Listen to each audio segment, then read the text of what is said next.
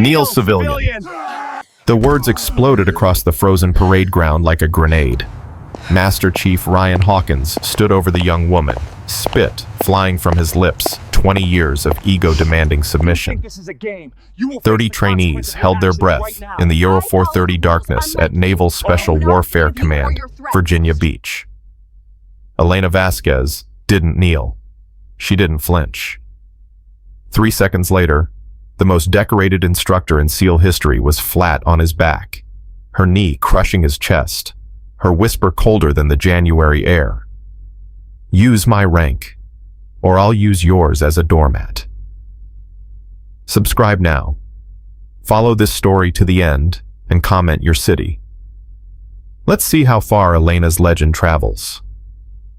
The impact of Ryan Hawkins' skull against frozen concrete echoed across the parade ground like a rifle shot. 30 trainees stood paralyzed. Not a single breath disturbed the pre-dawn silence. Frost clung to their uniforms, but no one shivered. No one dared. Elena Vasquez held her position for exactly 2 more seconds. Her knee pressed into Hawkins' sternum with precisely calibrated pressure, enough to immobilize, not enough to injure. Her gray eyes never blinked. Sergeant First Class Elena Vasquez, she said, her voice carrying without effort. Naval Special Warfare Development Group, assigned co-instructor by Admiral Patterson, effective immediately. She released him and stood in one fluid motion, like water flowing uphill.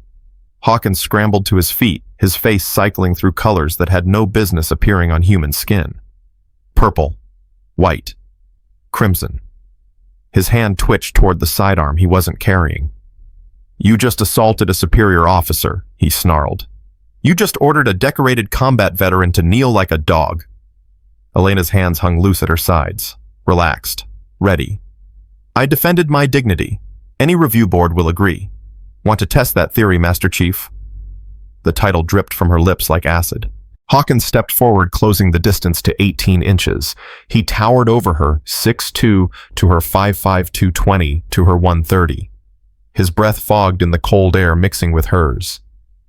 I don't know what political games got you assigned here, he said low enough that only she could hear.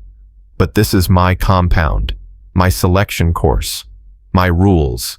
You will not survive the week. Elena smiled. The expression never reached her eyes. I survived Raqqa, she said. I survived Sana'a. I survived places that don't have names because admitting they exist would start wars.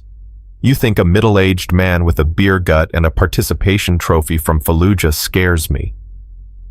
She turned and walked away before he could respond.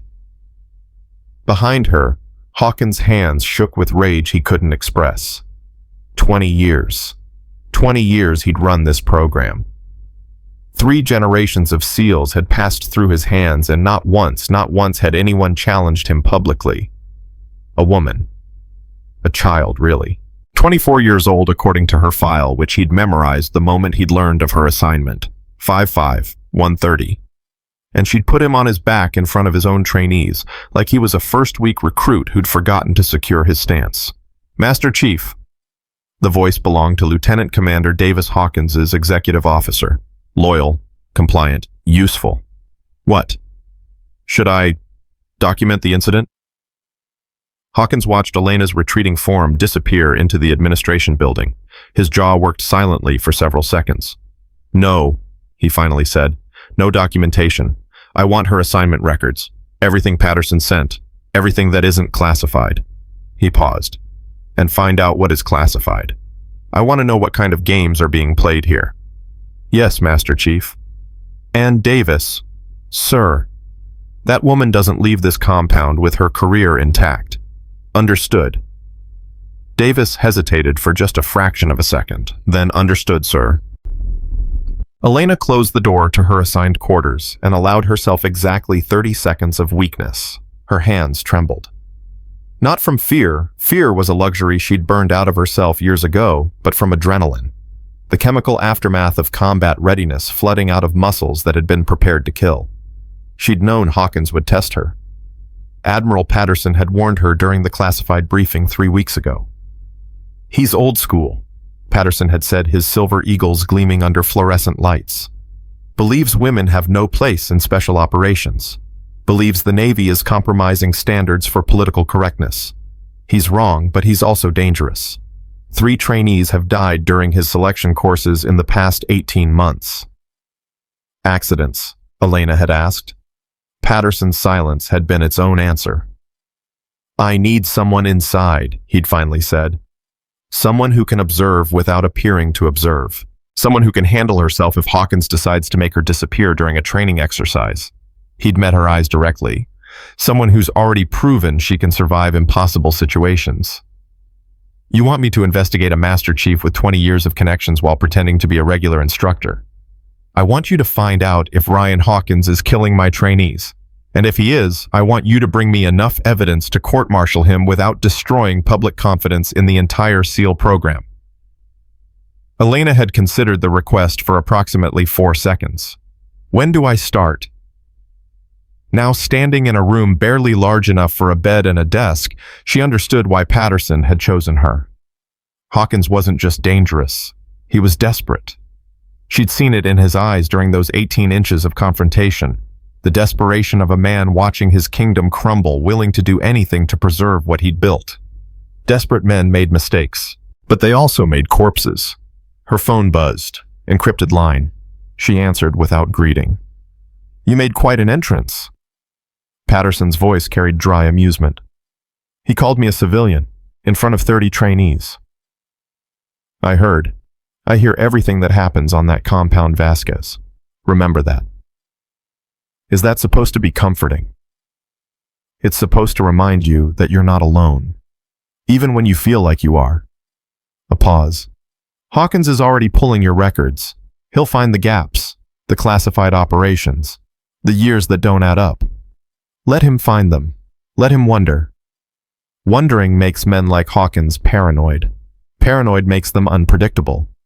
Elena moved to the small window.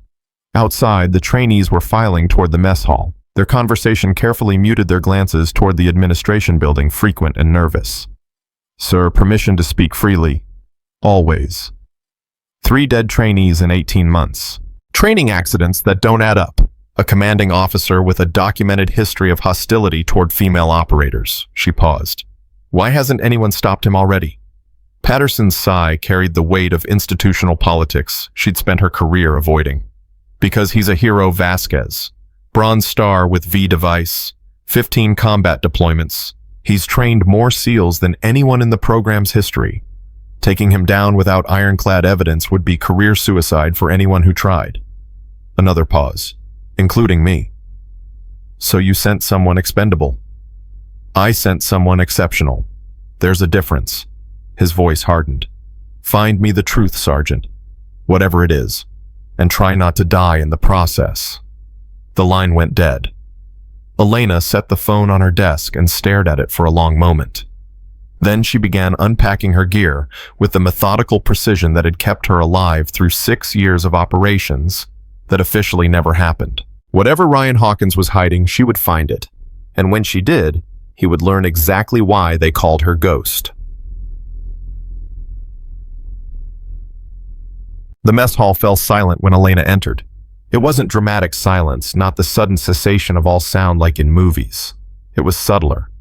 Conversations dying mid-sentence, forks pausing halfway to mouths, eyes tracking her movement with the wariness of prey animals assessing a new predator in their territory. She collected her tray without acknowledgement and found an empty table in the corner. Back to the wall. Clear sight lines to both exits. Old habits. The food was standard military fare, adequate nutrition, minimal flavor. She ate mechanically, not tasting, using the time to observe.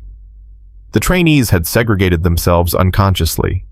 Older candidates, late 20s prior service, clustered near the windows, their posture confident, their conversation low and serious. Younger ones, fresh from buds, still carrying the invincibility of youth, dominated the center tables, louder, more animated, performing toughness for each other's benefit. And then there were the outliers, the ones who didn't fit either group, the ones who sat alone or in pairs watching more than talking. Elena cataloged them all. One in particular caught her attention. Male, early 20s, dark hair, cropped military short, sitting 3 tables away with a book propped against his coffee cup. Not reading, she noticed, but using it as cover while he observed the room exactly as she was doing. Their eyes met briefly. He didn't look away. Neither did she. Interesting. Mind if I sit? The voice came from her left. Female. Young. Elena didn't startle. She'd tracked the approach in her peripheral vision, but she allowed herself to appear slightly surprised. "Free country," she said. The woman sat. Mid-20s, lieutenant insignia, short blonde hair, sharp features, nervous energy barely contained beneath a veneer of professional composure. "Lieutenant Sarah Hawkins," she said. "I'm assigned to administrative support for the selection course." Elena's fork paused for just a fraction of a second before resuming its journey. "Hawkins," she repeated. "Yes, he's my father." The silence stretched between them like a wire pulled tight. "Did he send you?" Elena asked. "No." Sarah's jaw tightened. "He doesn't know I'm here. He doesn't—" She stopped, reconsidered her words.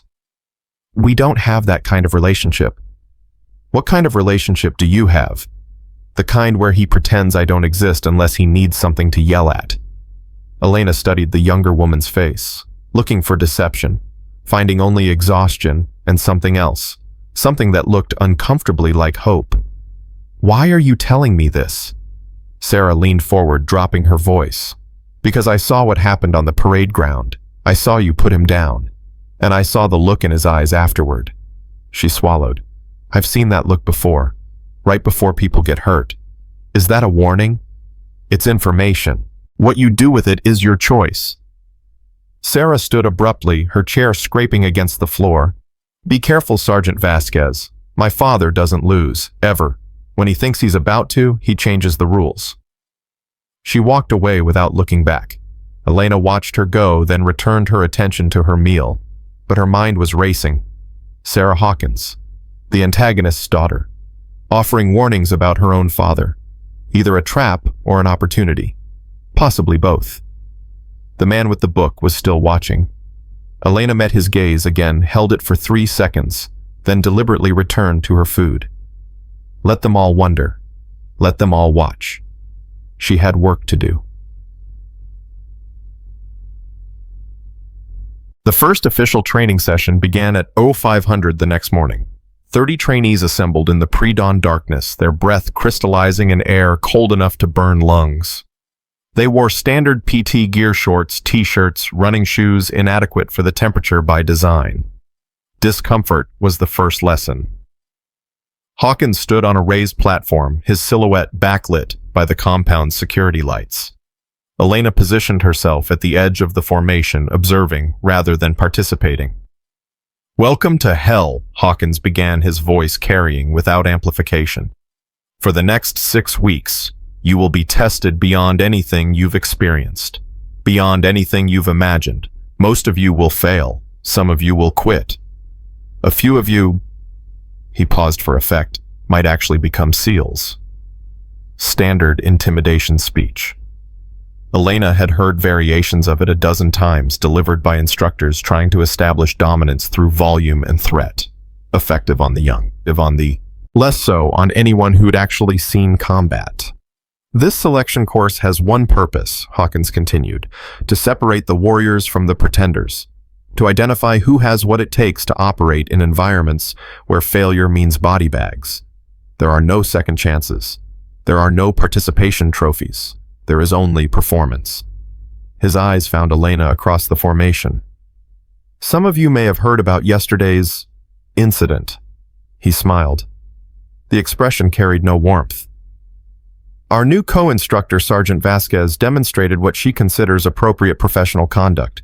Let me be clear that kind of behavior will not be tolerated from trainees.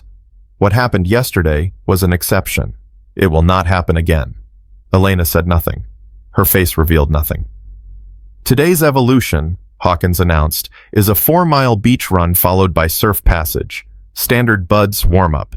Anyone who can't complete it in under 32 minutes fails. Anyone who quits fails. Anyone who complains fails." He stepped down from the platform. Fall out to the beach. Move. The formation broke into organized chaos as trainees jogged toward the waterfront. Elena fell into pace at the rear of the group where she could observe without interfering. The young man with the book she'd learned his name was Petty Officer Second Class Jason Reeves appeared beside her. "Sergeant Vasquez," he said, matching her stride. "Permission to speak freely. Denied." He smiled. "What I mean is, I wanted to introduce myself properly. Jason Reeves. I'm on my second attempt at selection. Second attempt means you failed the first time. Means I learned the first time. There's a difference." Elena glanced at him sideways. "What did you learn?" "That this program isn't about physical capability. It's about mental games. Hawkins doesn't test your body, that's just the delivery mechanism. He tests your mind, your will, your ability to keep functioning when everything tells you to stop." Sounds like every selection course ever designed. Most selection courses try to find your limits.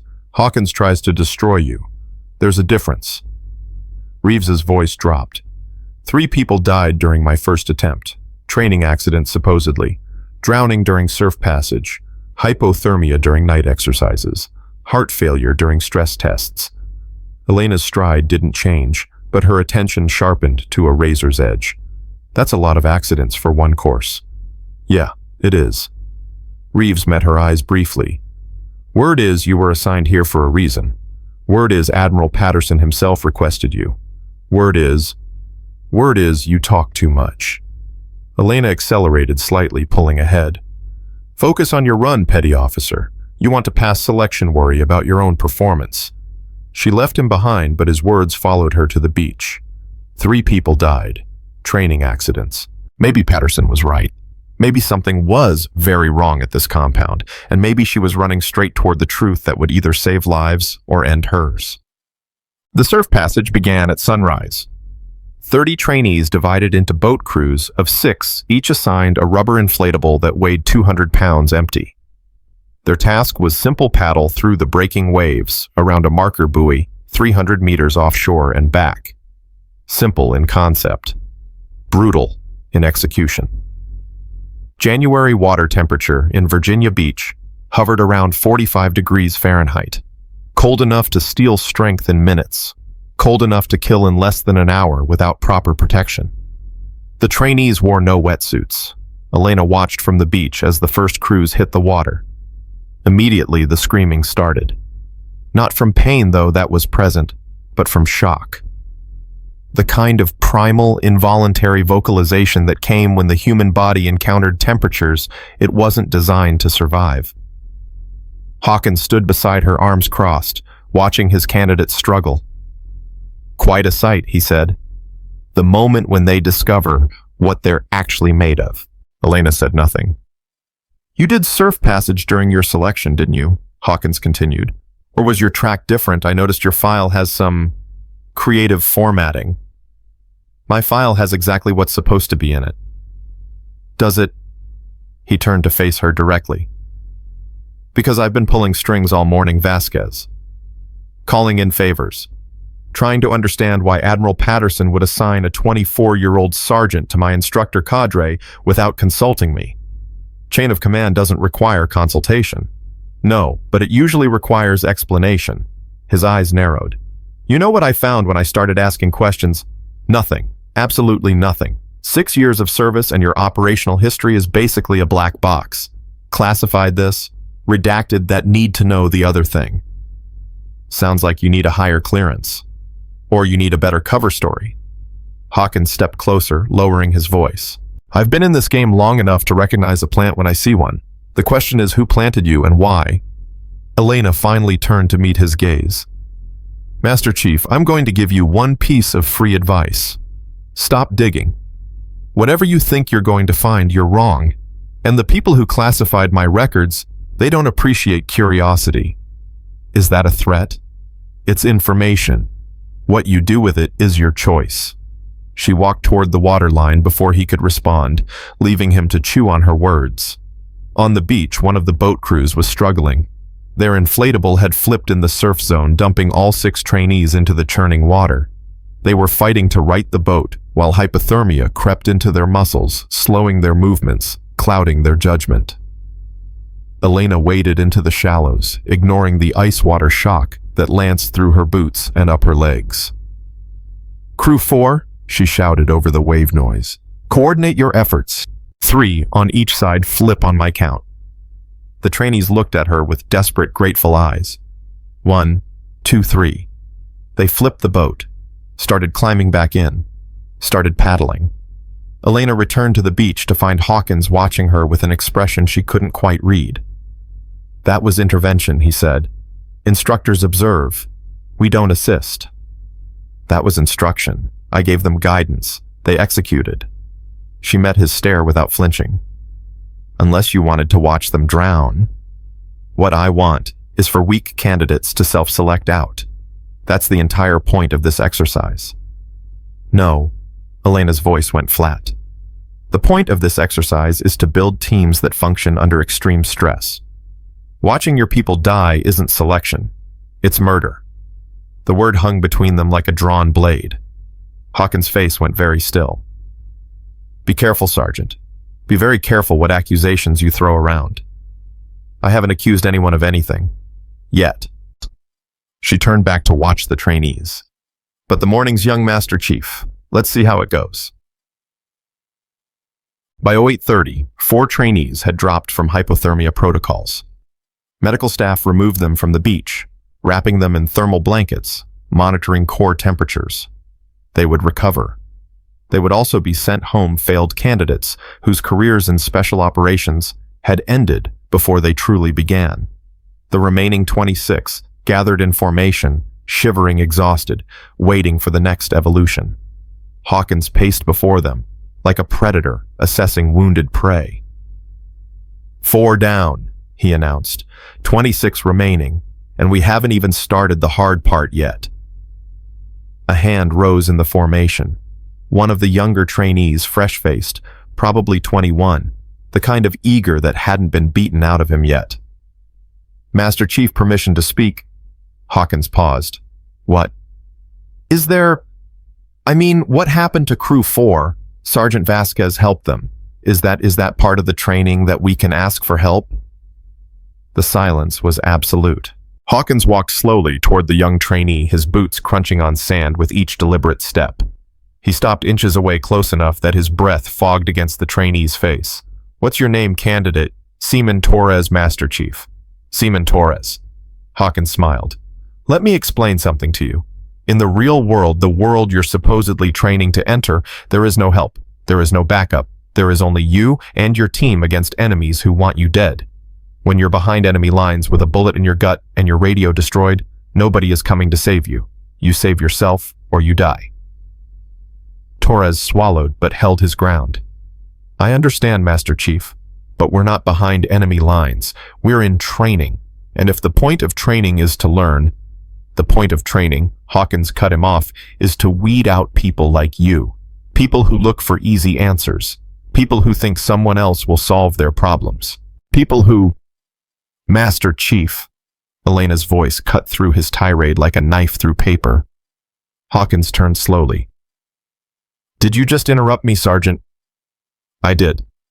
She stepped forward from her observation position, moving to stand beside Torres. "Because you're wrong." The trainees stopped breathing. Several instructors on the periphery exchanged glances. This was unprecedented. "Excuse me. The point of training isn't to weed out people who ask questions. It's to develop people who know when to ask questions and when to act independently." Seaman Torres demonstrated critical thinking. He saw a contradiction, an instructor intervening when instructors supposedly don't intervene, and he sought clarification. That's exactly the kind of cognitive processing we need in operators. Hawkins' face darkened. "Are you questioning my instruction methodology in front of candidates?" "I'm correcting a tactical error in real time. If you want to discuss methodology, we can do that privately, but these trainees deserve accurate information about what they're training for. What they're training for is to follow orders, my orders. What they're training for is to operate in environments where following bad orders gets people killed. They need to know the difference." Elena turned to address the formation directly. "Special operators succeed through a combination of obedience and initiative. You follow orders because command structure saves lives. But you also think critically because blind obedience kills. Your job is to develop the judgment to know which situation you're in. She looked back at Hawkins. That's the real lesson, the one that actually matters in combat. For a long moment, nobody moved. The confrontation had escalated beyond anything the trainees had expected, beyond anything the instructors had seen. Then, Hawkins laughed. The sound was wrong, too sharp, too controlled. Outstanding, Sergeant Vasquez. Truly outstanding. He began a slow clap that mocked more than applauded. A lecture on combat from someone who's been operational for 6 years? Someone who's probably never actually had to make the decisions she's describing. 573 days in active combat zones, Elena said quietly.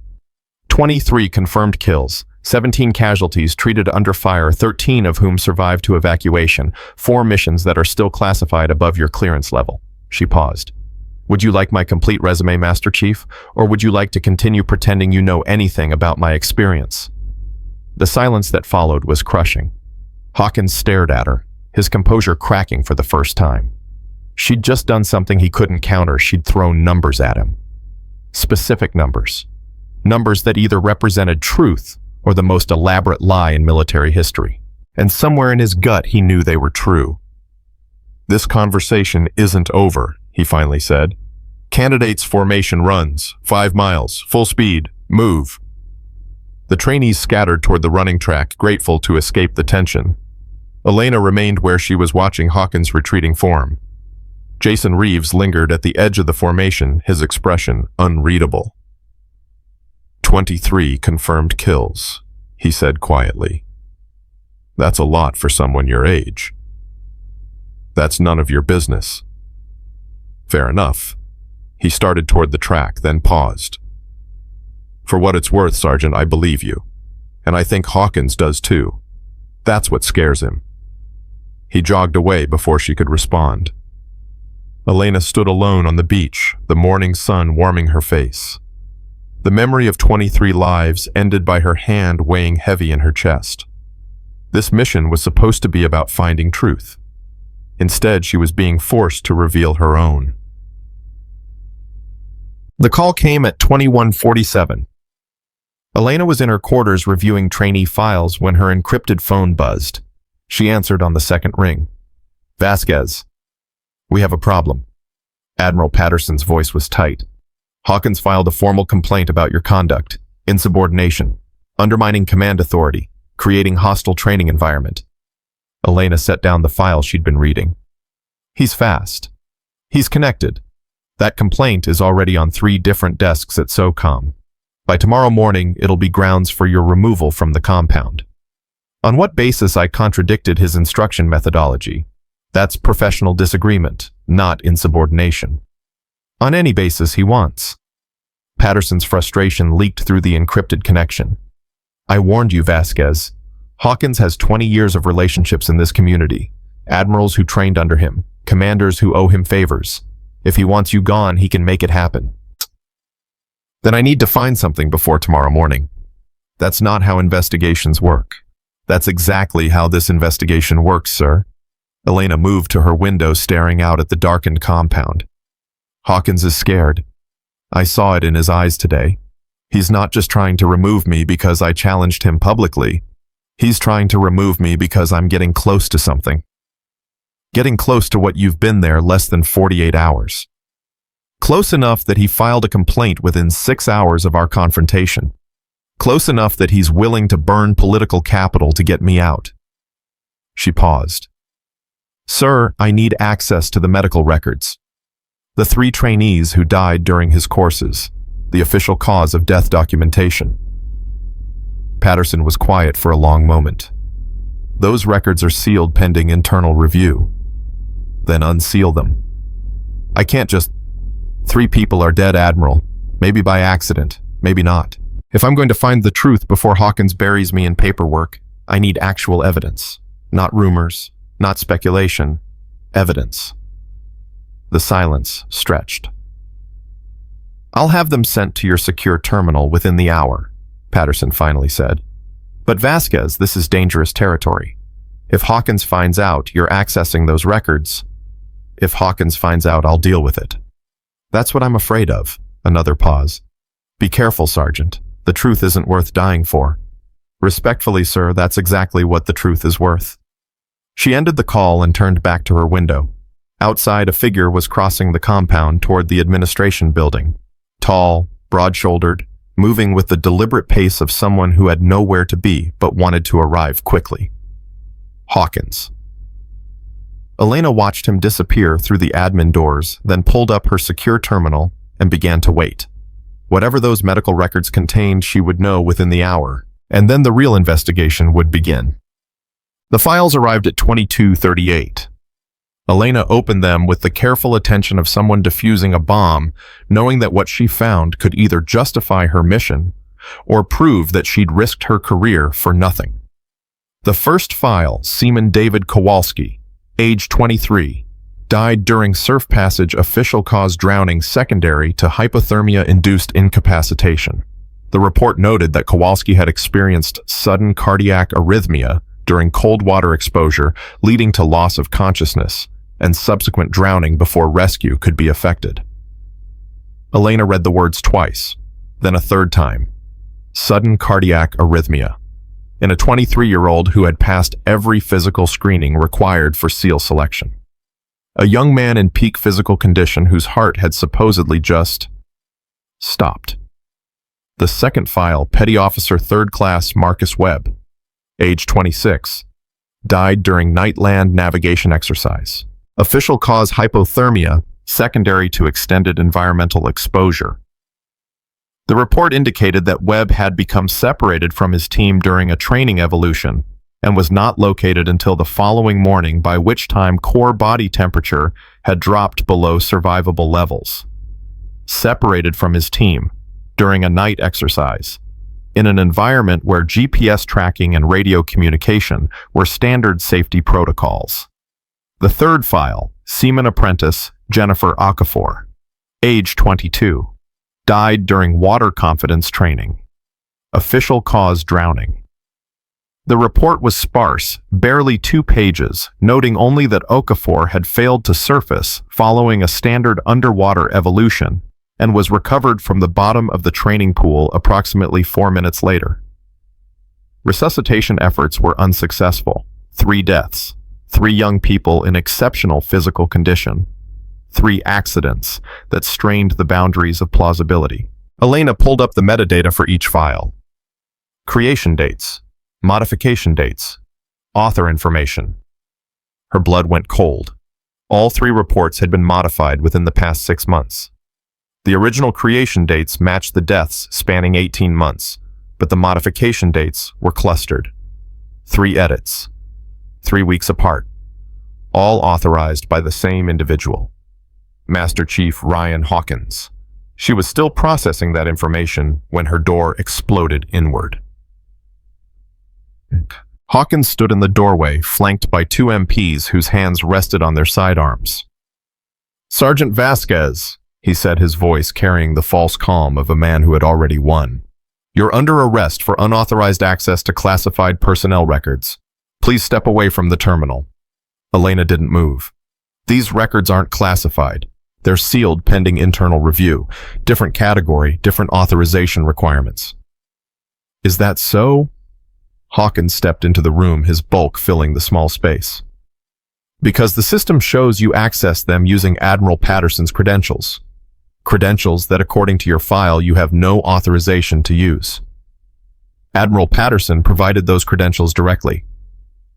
Do you have documentation of that authorization?" Elena's silence was answer enough. Hawkins smiled.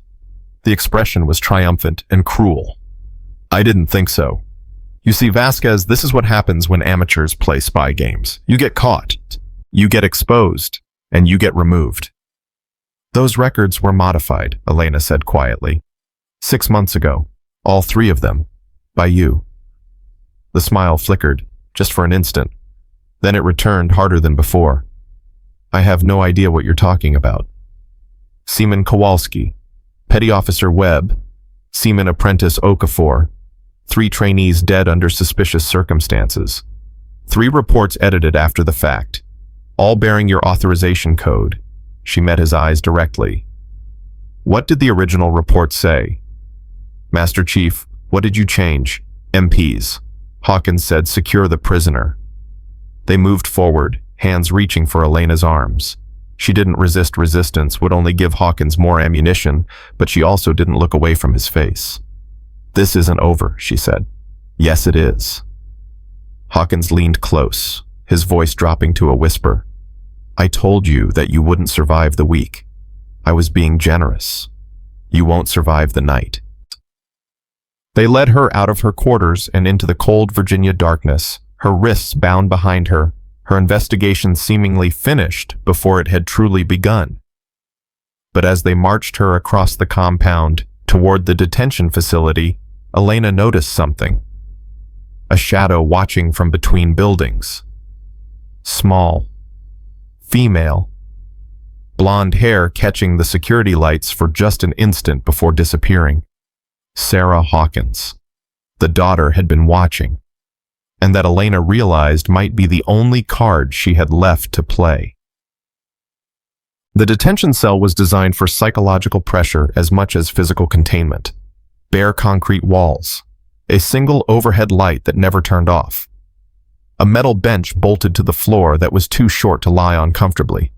Temperature kept at 58 degrees, cold enough to be miserable, warm enough to avoid medical complications.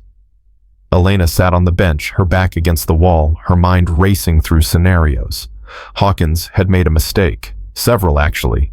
The speed of his response told her that she'd struck a nerve. You don't arrest someone within an hour of discovering unauthorized access unless you're afraid of what they found.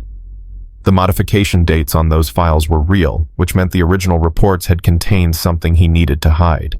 And his threat, you won't survive the night, was either empty intimidation or genuine intent. Given what she knew about the 3 dead trainees, she was inclined toward the latter. The cell door opened at 0134. Elena didn't move, didn't react, showed nothing that could be used against her. Sarah Hawkins stepped inside, closing the door behind her. We have 6 minutes, Sarah said, her voice barely above a whisper. The guard rotation creates a gap. After that, the cameras come back online and someone will notice I'm here. Why are you helping me? Because I know what my father is. Sarah's face was pale but determined. I've known for years, ever since I was old enough to understand what the whispers meant, what the late-night phone calls were about, why certain people just disappeared from his circle. That's not an answer. Fine. Because David Kowalski was my friend. Sarah's voice cracked slightly. We went through OCS together. He was kind and smart and wanted to be a SEAL more than anything in the world, and my father killed him. Elena's attention sharpened. Killed him how? The surf passage where David died. My father modified the exercise parameters that morning, extended the time in the water, removed the safety swimmers from the impact zone. He wanted someone to break. David was the weakest swimmer in his crew, my father knew, that targeted him specifically. Why? What did Kowalski do to him? He filed a complaint, 2 weeks before his death. Reported that my father was conducting unauthorized conditioning exercises, sleep deprivation, extended cold exposure stress positions, the kind of thing that violates about 15 different regulations. What happened to the complaint? My father intercepted it, made it disappear. Then he made David disappear. Sarah's hands were shaking.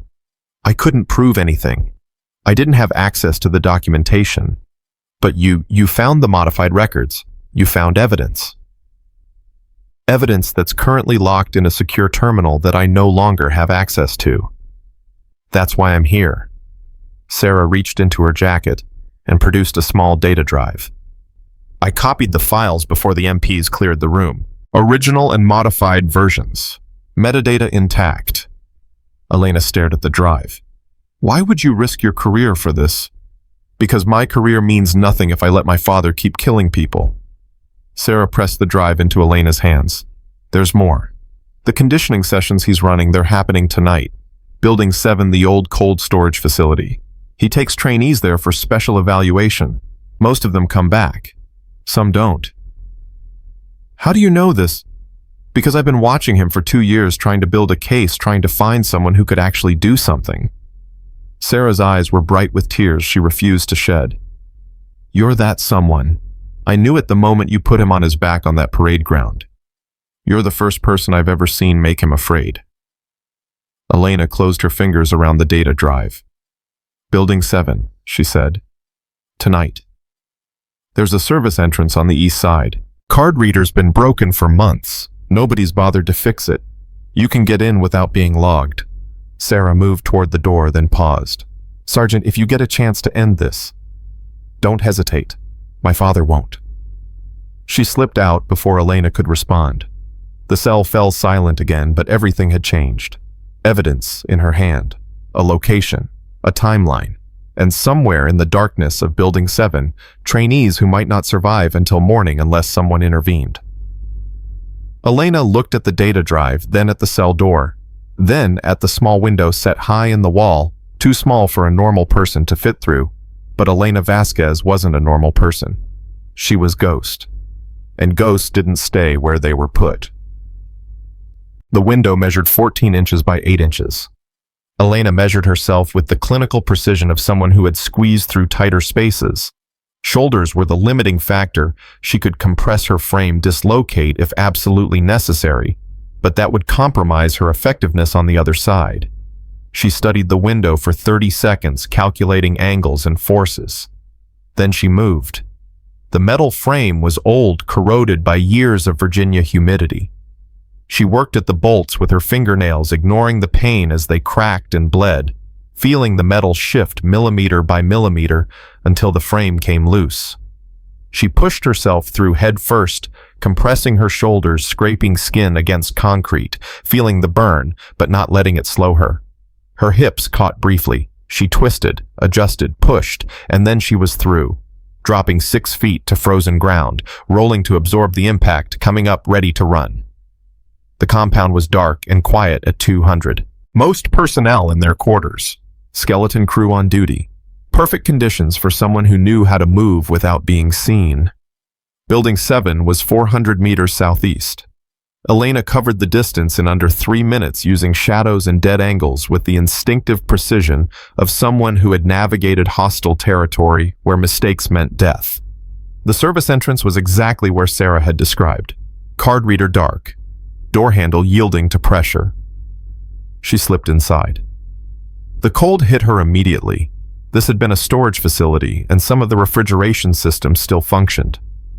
The air temperature hovered around 40 degrees with pockets of even colder air drifting through the vast space. Voices, distant but distinct, coming from somewhere deeper in the building. Elena moved toward them, her footsteps silent on concrete. Her breathing controlled her senses, extended to maximum awareness. The voices grew clearer. Think you can quit, you're wrong. Nobody quits my program. You either complete it or you fail out. And failing out has consequences. Hawkins. She recognized the tone. Master Chief, please. I can't take any more. My body.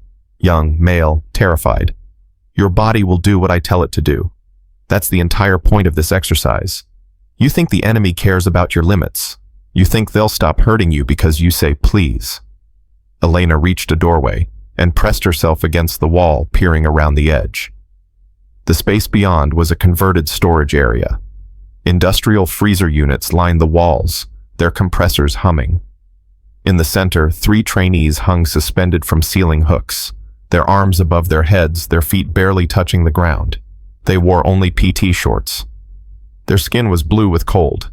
One of them, she recognized him as Seaman Torres, the trainee who had asked about help during the morning evolution, was barely conscious. His head hung forward, his breath coming in shallow gasps. Hawkins circled them like a shark scenting blood. This is what combat is, he said, his voice carrying the fervor of a true believer. This is the reality you're training for. Captured, tortured, no one coming to save you. Either you find the strength to survive or you die. There is no third option. Master Chief, One of the other trainees, a woman Elena didn't recognize. Torres needs medical attention. He's showing signs of severe hypothermia. If you don't warm him soon, what he dies. Hawkins laughed. Good. Then we'll know he didn't have what it takes. Better to learn that here than in enemy territory. Elena had seen enough. She stepped into the doorway, her voice cutting through the cold air like a blade. Step away from the trainees, Master Chief. This ends now. Hawkins spun his face, registering shock that transformed instantly into fury. Vasquez, how did you... He stopped himself, regaining composure. It doesn't matter. You're a fugitive now. Escaped custody. Interfering with authorized training. You've just added 5 years to your sentence. Authorized training. Elena walked forward, her eyes never leaving his face. I don't see any authorization documentation. I don't see any safety personnel. I don't see anything except a senior officer torturing subordinates in an abandoned building in the middle of the night. What you see is an enhanced conditioning program designed to prepare these trainees for the realities of captivity, something you would understand if you'd ever actually been captured. I spent 11 days in a basement in Raqqa. Elena's voice didn't waver. I know exactly what captivity feels like. I also know that what you're doing has nothing to do with training and everything to do with control. She stopped 6 feet from him. The trainees watched with desperate hope. Here's how this goes, Elena continued. You release these trainees immediately and provide medical care. You submit your resignation from the instructor cadre. You cooperate fully with the investigation into the deaths of Seaman Kowalski Petty Officer Webb and Seaman Apprentice Okafor. Hawkins stared at her for a long moment. Then he laughed. Or what? You'll flip me on my back again.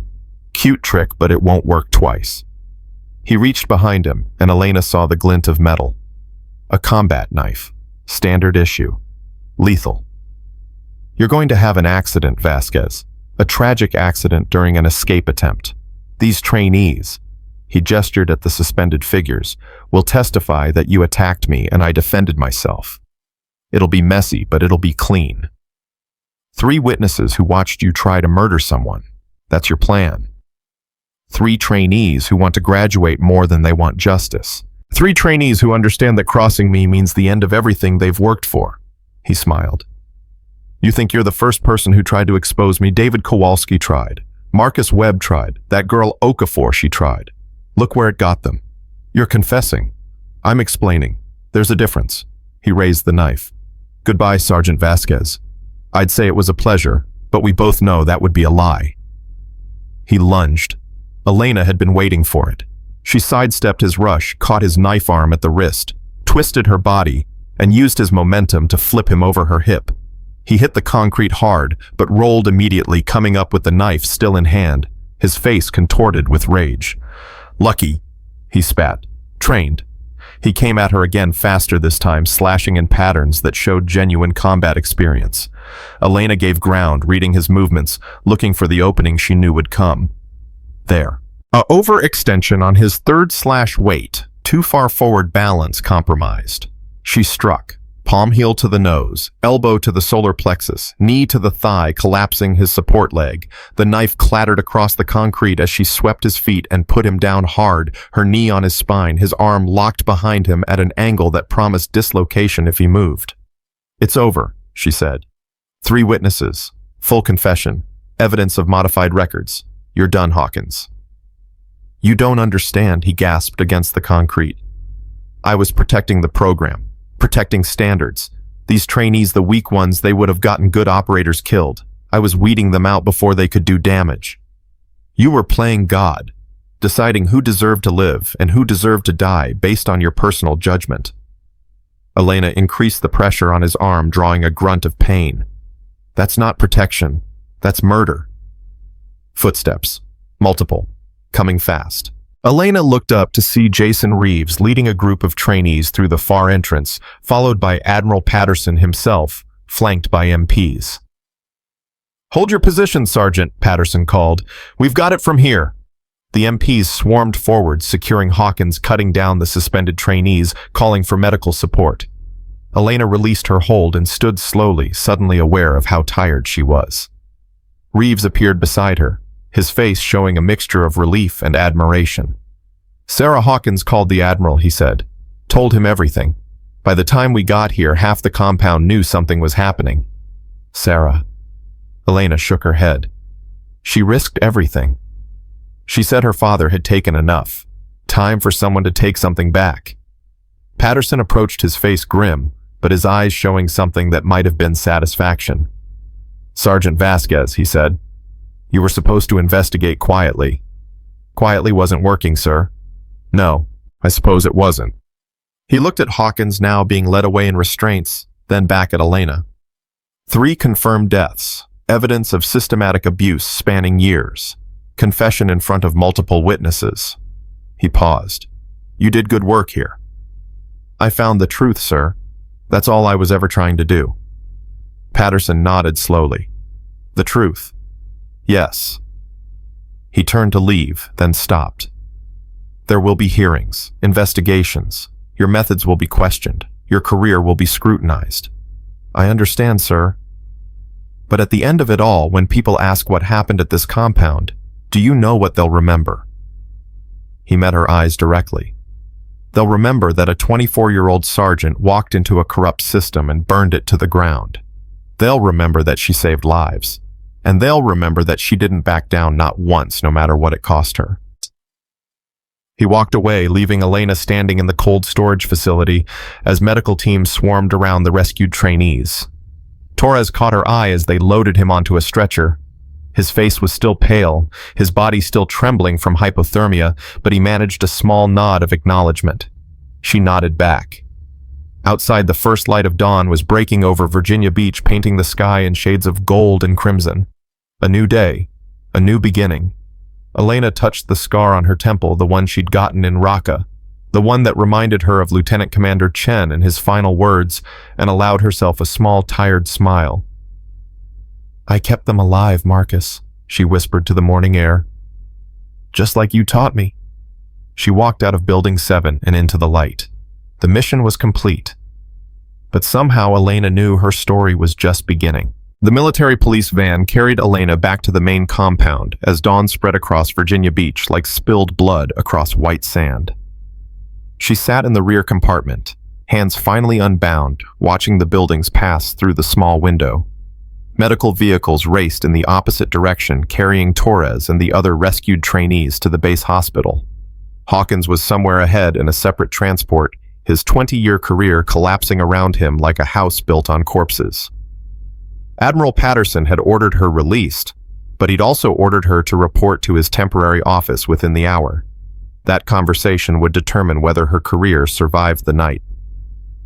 "Sergeant Vasquez."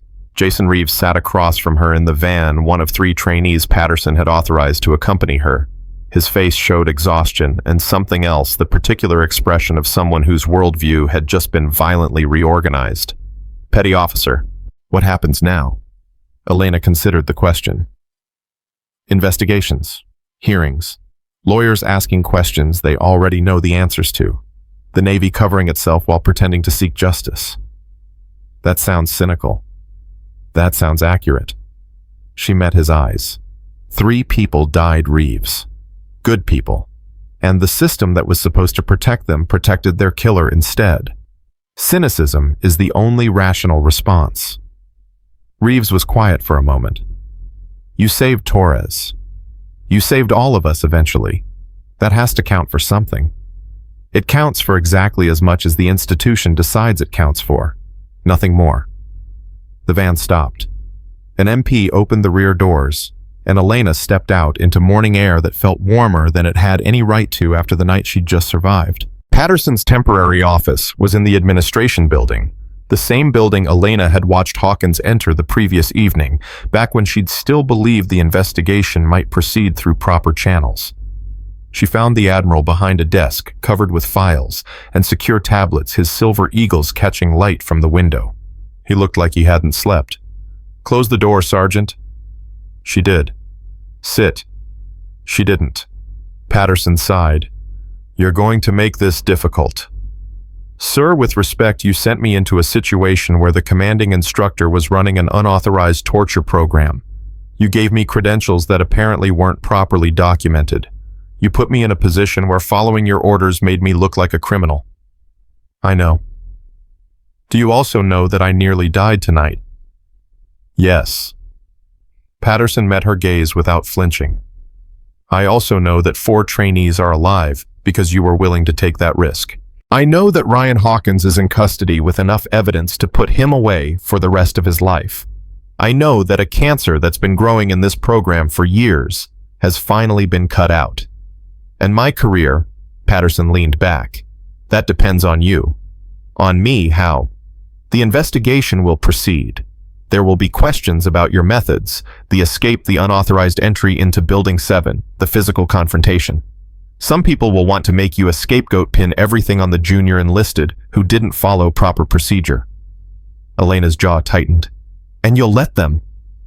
I'll fight them. But fighting takes time, and time means uncertainty. You could be suspended pending review. You could face administrative action.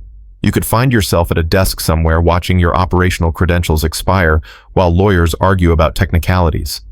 What's the alternative? Patterson slid a folder across the desk. This. Elena picked it up, opened it, scanned the contents. Her expression didn't change, but something shifted behind her eyes. Operation Phoenix, Patterson said. A new program I've been developing. Training methodology based on lessons learned from operators who've actually done the work in current threat environments. Someone needs to run it. Someone who understands that the old methods aren't enough anymore. You want me to build a training program? I want you to build a legacy. Something that outlasts both of us. Something that takes everything you've learned, everything you've survived, and turns it into doctrine that keeps the next generation alive. Elena stared at the folder for a long moment. And the investigation? Continues.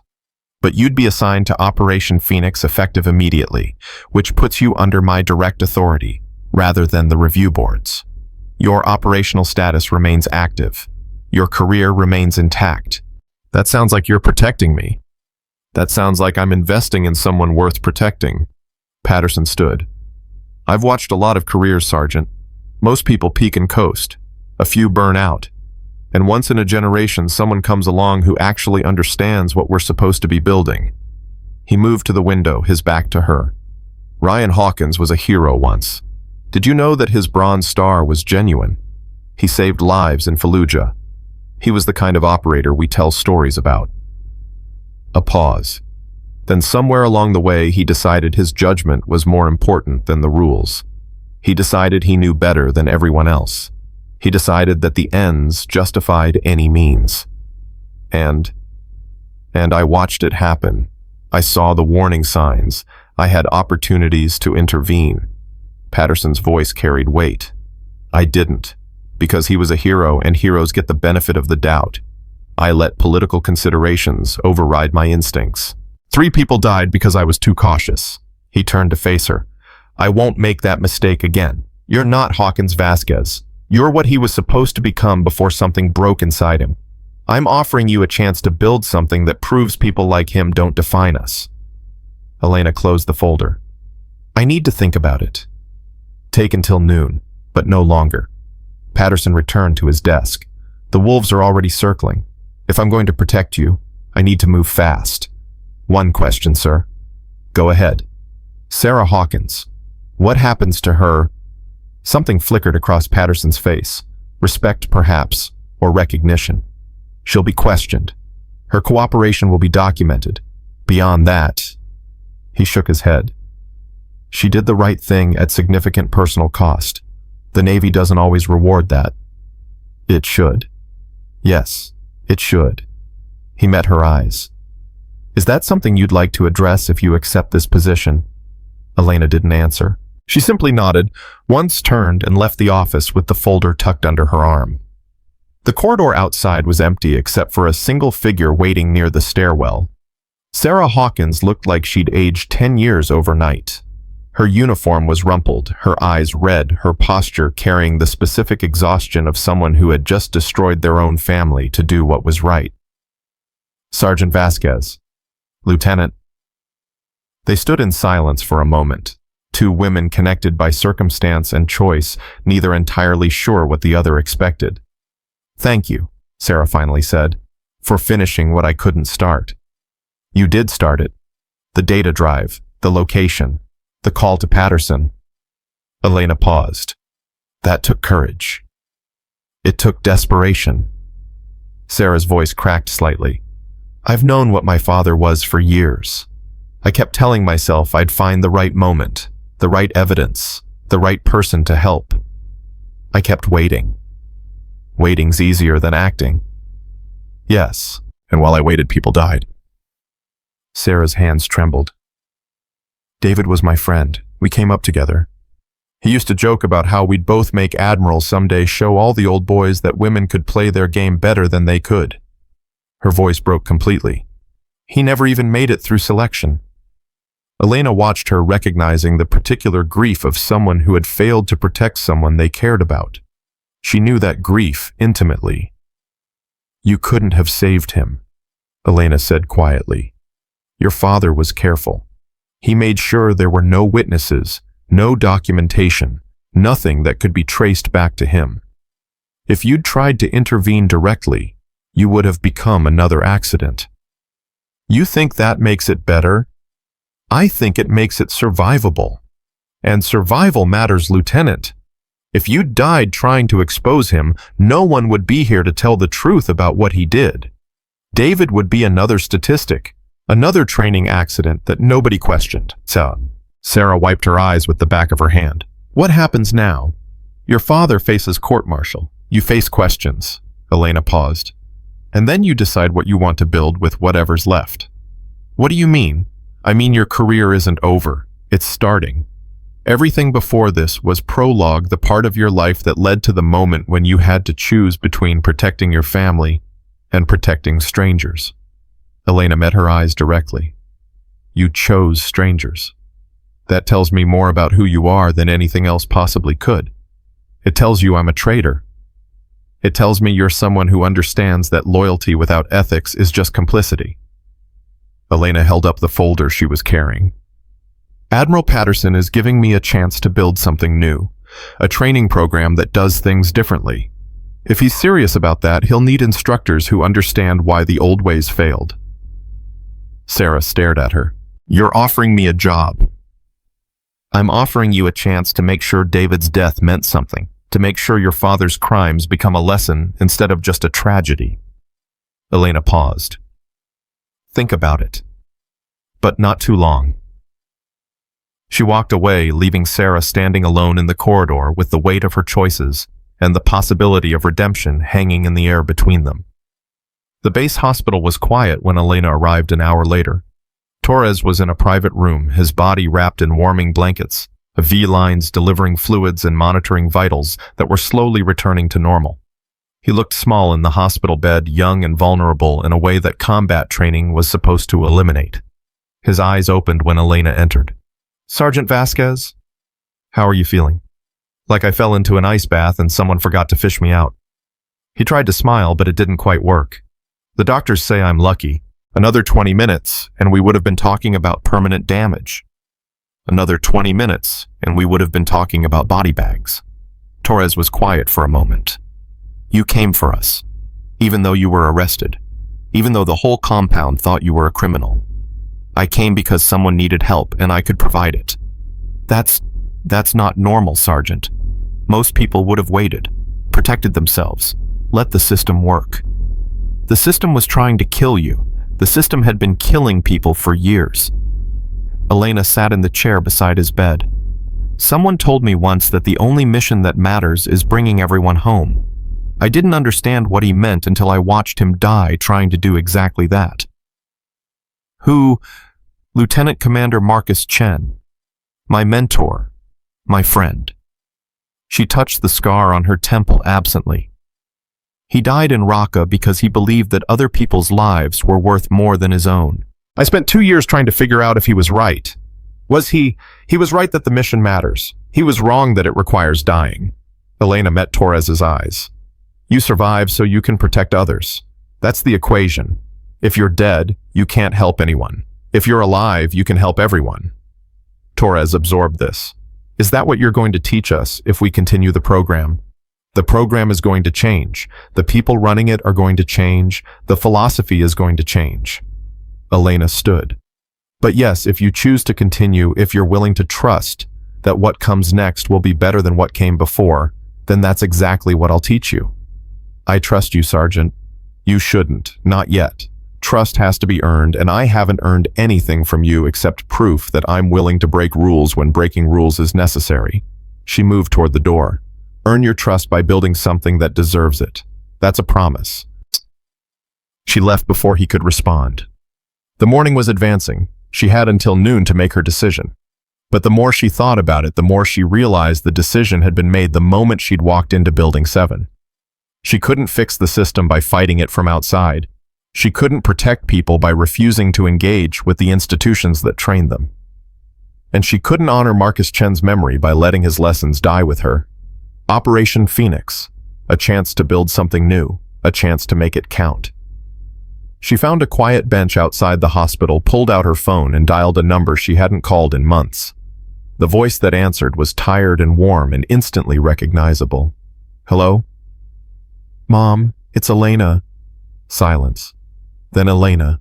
God, Elena, I've been trying to reach you for... I know, I'm sorry, I've been away. Away? Her mother's voice carried years of worry compressed into a single word. Your father and I have been watching the news. They're saying something happened at the SEAL training compound, something bad. They're saying there was an arrest, someone high-ranking accusations of... I know what they're saying, Mom. Some of it's true. Most of it isn't. Are you involved? Elena closed her eyes. Yes. Are you safe? I'm safe now. Elena. Her mother's voice cracked. When you joined the Navy, you promised me you'd be careful. You promised me you'd put yourself first sometimes. You promised me. I know what I promised. And I've broken every one of those promises multiple times. Elena opened her eyes. But I'm alive, Mom. I'm okay. And I think I finally understand why I've been doing this. All of it. Why? Because someone has to. Because the people who need protecting deserve someone in their corner. Because Marcus was right. The only mission that matters is bringing everyone home. And that mission doesn't end when you finish a deployment or complete a training exercise. It ends when you stop being able to help. Her mother was quiet for a long moment.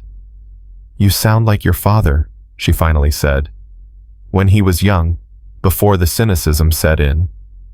Maybe that's not a bad thing. Maybe not. A pause. Will you come home soon? Just for a visit? Your father won't admit it, but he checks the news every morning looking for your name. He has alerts set up on his phone. He's terrified of getting a knock on the door. Tell him I'm safe. Tell him I'm doing something important. Tell him... Elena's voice caught. Tell him I love him, and I'll call again soon. I promise. That's what you said last time. I know, but this time I mean it. She ended the call and sat with the phone in her hands, watching the screen fade to black. Her father had been a Marine, 2 tours in Vietnam. He never talked about what he'd seen, but he didn't have to. It was written in the way he flinched at loud noises, the way he couldn't sleep without the television on the way. He looked at Elena every time she mentioned deployment. He understood what she was doing. He understood why. And he hated it, not because he disagreed, but because he knew the cost better than anyone. Some legacies were passed down, whether you wanted them or not. Elena stood and walked back toward the administration building. It was 11:47. 13 minutes until her deadline. 13 minutes to commit to a path that would define the rest of her career, possibly the rest of her life. Admiral Patterson was waiting when she arrived. Well? Elena placed the folder on his desk. I accept, she said. But I have conditions. Name them. First, I choose my own staff. No political appointments, no favors owed. If someone works for me, it's because they're qualified. Agreed. Second, Sarah Hawkins gets an opportunity to prove herself. What she did last night cost her everything. She deserves a chance to rebuild. Patterson's eyebrow rose slightly. The daughter of the man you just helped convict. The woman who had the courage to destroy her own family for the sake of strangers. That's exactly the kind of person we need. Agreed, with reservations. Third, I report directly to you. No intermediaries, no filters. If something is wrong with this program, I tell you directly and you act directly. That's already the structure I had in mind. Then we have an understanding. Elena straightened. When do I start? You already have. Patterson stood and offered his hand. Congratulations, Sergeant Vasquez. You're now the senior instructor for Operation Phoenix. Elena shook his hand. One more thing, sir. Yes. The trainees who survived last night, Torres and the others. I want them given the choice to continue or withdraw without penalty. What they experienced wasn't training, it was trauma. They deserve time to process before deciding if they want to stay. Patterson nodded slowly. That's not how we usually handle these situations. Exactly. That's why we need to change. She turned and left the office before he could respond. Outside, the sun had climbed high enough to warm the air, burning off the last of the morning chill. Elena stood on the steps of the administration building and looked out across the compound that had nearly killed her. Somewhere in that compound, Hawkins was being processed for transport to a military detention facility. His career was over. His legacy was ashes. Everything he'd built had been exposed as a monument to ego and cruelty. And somewhere else in that compound, the trainees who had survived his program were waking up to a new reality. One where the people supposed to protect them actually would. One where strength wasn't measured by how much pain you could inflict, but by how many people you could bring home. Elena touched the scar on her temple. I'm making it count, Marcus, she said softly. Every single day. Her phone buzzed. A message from a number she didn't recognize. Sergeant Vasquez. This is Torres. The doctors say I'll be released tomorrow. I want to continue the program. Whatever you're building, I want to be part of it. Elena smiled. It was small, just a flicker at the corners of her mouth, but it was genuine. She typed back, report to my office Monday morning. 0500. Bring your gear and an open mind. His response was immediate. I'll be there. Thank you for saving my life. She didn't respond to that. Some things didn't need words. Instead, she pocketed her phone and started walking toward the barracks where the surviving trainees were housed. There would be conversations to have, fears to address, trust to begin building. The work was just beginning. And for the first time in years, Elena Vasquez felt something that wasn't duty or obligation or the crushing weight of promises made to dead men. She felt hope. It was fragile. It was tentative. It could be destroyed by a single wrong decision or an unexpected betrayal. But it was there. And she was going to protect it with everything she had. Monday morning arrived with a bitter wind that cut through the compound like a blade. Elena stood outside her new office at 0445, 15 minutes before the scheduled meeting time. She'd learned long ago that early was on time and on time was late. Marcus Chen had drilled that into her during their first week together in Syria. The office itself was modest, a converted storage room that Patterson had cleared for her use. A desk, 2 chairs, a secure terminal, nothing else. Elena preferred it that way. Decoration was distraction. At 0458, footsteps approached. Torres appeared first, still moving carefully from his hospital stay, but present and determined. Behind him came 3 others. The trainees who had survived Building 7. Their faces showed the particular exhaustion of people who had stared death in the face and were still deciding how to feel about surviving. Sergeant Vasquez, Torres said. Reporting as ordered. You're 2 minutes early. Good. She gestured them inside. The 4 trainees arranged themselves in a loose semicircle, too disciplined to sit without permission, too tired to maintain perfect military posture. Elena studied each face in turn. Torres young, eager still, carrying the particular brightness of someone who believed hard work could overcome any obstacle. The hypothermia hadn't broken that belief. Not yet. Ramirez, female, mid-20s, the one who had spoken up about Torres needing medical attention during the torture session. Eyes that showed calculation rather than fear. A survivor's eyes. Chen no relation to Marcus, she'd confirmed. Quiet, watchful, the kind of person who observed everything and revealed nothing. Dangerous in the right circumstances. And Williams, the biggest of the four, built like a linebacker, but moving with surprising grace for his size. He'd been the most physically damaged by Hawkins's abuse, but also the fastest to recover. "You're here because you survived something that was designed to break you," Elena said. "That's not an accomplishment, that's luck combined with stubbornness. What you do with that survival is what matters." She let the words settle. Operation Phoenix is a new program, new methodology, new philosophy. The old way of training SEALs produced excellent operators, but it also produced men like Hawkins, people who confused cruelty with strength and control with leadership. "We're going to do something different." "Different how?" Ramirez asked. "Different in that we train people to survive without teaching them to become monsters in the process. Different in that we measure success by how many people come home, not by how many people wash out. Different in that we treat trainees as investments rather than obstacles." Williams shifted his weight. "Sergeant, permission to speak freely." "Granted." "What happened in Building 7? That wasn't training. That was torture. But the regular selection process, the stuff before Hawkins took us, that was hard too.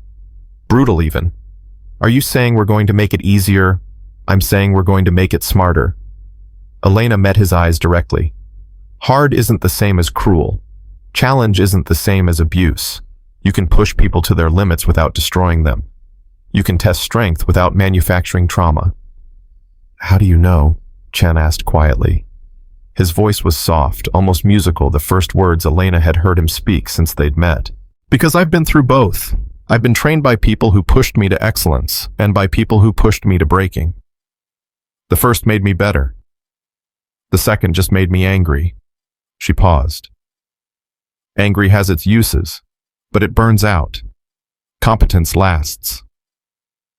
The four trainees exchanged glances. Elena could see the skepticism, the ingrained belief that military training had to hurt, that suffering was the only path to strength. She didn't blame them. She'd believed the same thing once. "Here's what happens next," she continued. "For the next 2 weeks, you're going to help me build the curriculum for this program. Not because I need your technical expertise, I don't, but because I need to understand what worked and what didn't from the trainee perspective. What pushed you to grow? What just pushed you to hate?" "We're going to be instructors," Torres asked, surprised. "You're going to be consultants. Then if you prove yourselves, you'll be demonstration models. Eventually, if you earn it, you'll be instructors." Elena folded her arms. "But that's a long road. Right now, your only job is honesty. Tell me what hurt. Tell me what helped. Tell me what you wish had been different." Ramirez raised her hand slightly. "And what about Hawkins? What happens to him?" "Court-martial. Probably within the month. The evidence is overwhelming my testimony. Your testimony's the modified records his own daughter provided. He's going to prison." "For how long?" "That depends on the charges and the verdict. But given 3 deaths and systematic abuse over multiple years, I'd expect something significant." "Will we have to testify?" Williams asked. "Probably. Does that concern you?" Williams was quiet for a moment. "He still has friends here. People who think he was doing the right thing just too aggressively. If we're the ones who helped bring him down, then you might face consequences. Yes." Elena didn't sugarcoat it. "Some people will see you as heroes. Others will see you as traitors who destroyed a legend. You can't control their perception. You can only control your own integrity. And you'll protect us. I'll do everything in my power. But I won't lie to you, my power has limits. The Navy is a political organization, and politics have casualties." She unfolded her arms. "That's the reality. If you want to walk away, now is the time. No shame, no penalty, no questions asked." Nobody moved. "Good," Elena said. Then let's get to work. The first session lasted 3 hours. Elena had them walk through every evolution they'd experienced during selection, from the initial physical assessments, through the underwater drills, the night navigation, the sleep deprivation, the cold exposure. She took notes on everything. What challenged them productively, what broke them unnecessarily, what taught lessons, and what just inflicted pain. Torres was the most talkative, eager to share insights and theories about what made training effective. Ramirez was analytical, breaking down each experience into component parts and evaluating them systematically. Chen spoke rarely but precisely, his observations cutting to the core of whatever topic they discussed. Williams surprised her. He'd seemed like muscle, the kind of operator who led with his body rather than his mind. But his comments revealed unexpected depth. He understood psychology. He understood group dynamics. He understood the difference between pressure that built diamonds and pressure that just crushed coal. By 0800, Elena had 12 pages of notes and a growing respect for the people she'd pulled out of that freezer. "Take a break," she told them. "Mess hall, 45 minutes. We resume at Aero 900. They filed out, talking quietly among themselves. Elena watched them go, then turned to her secure terminal and began typing.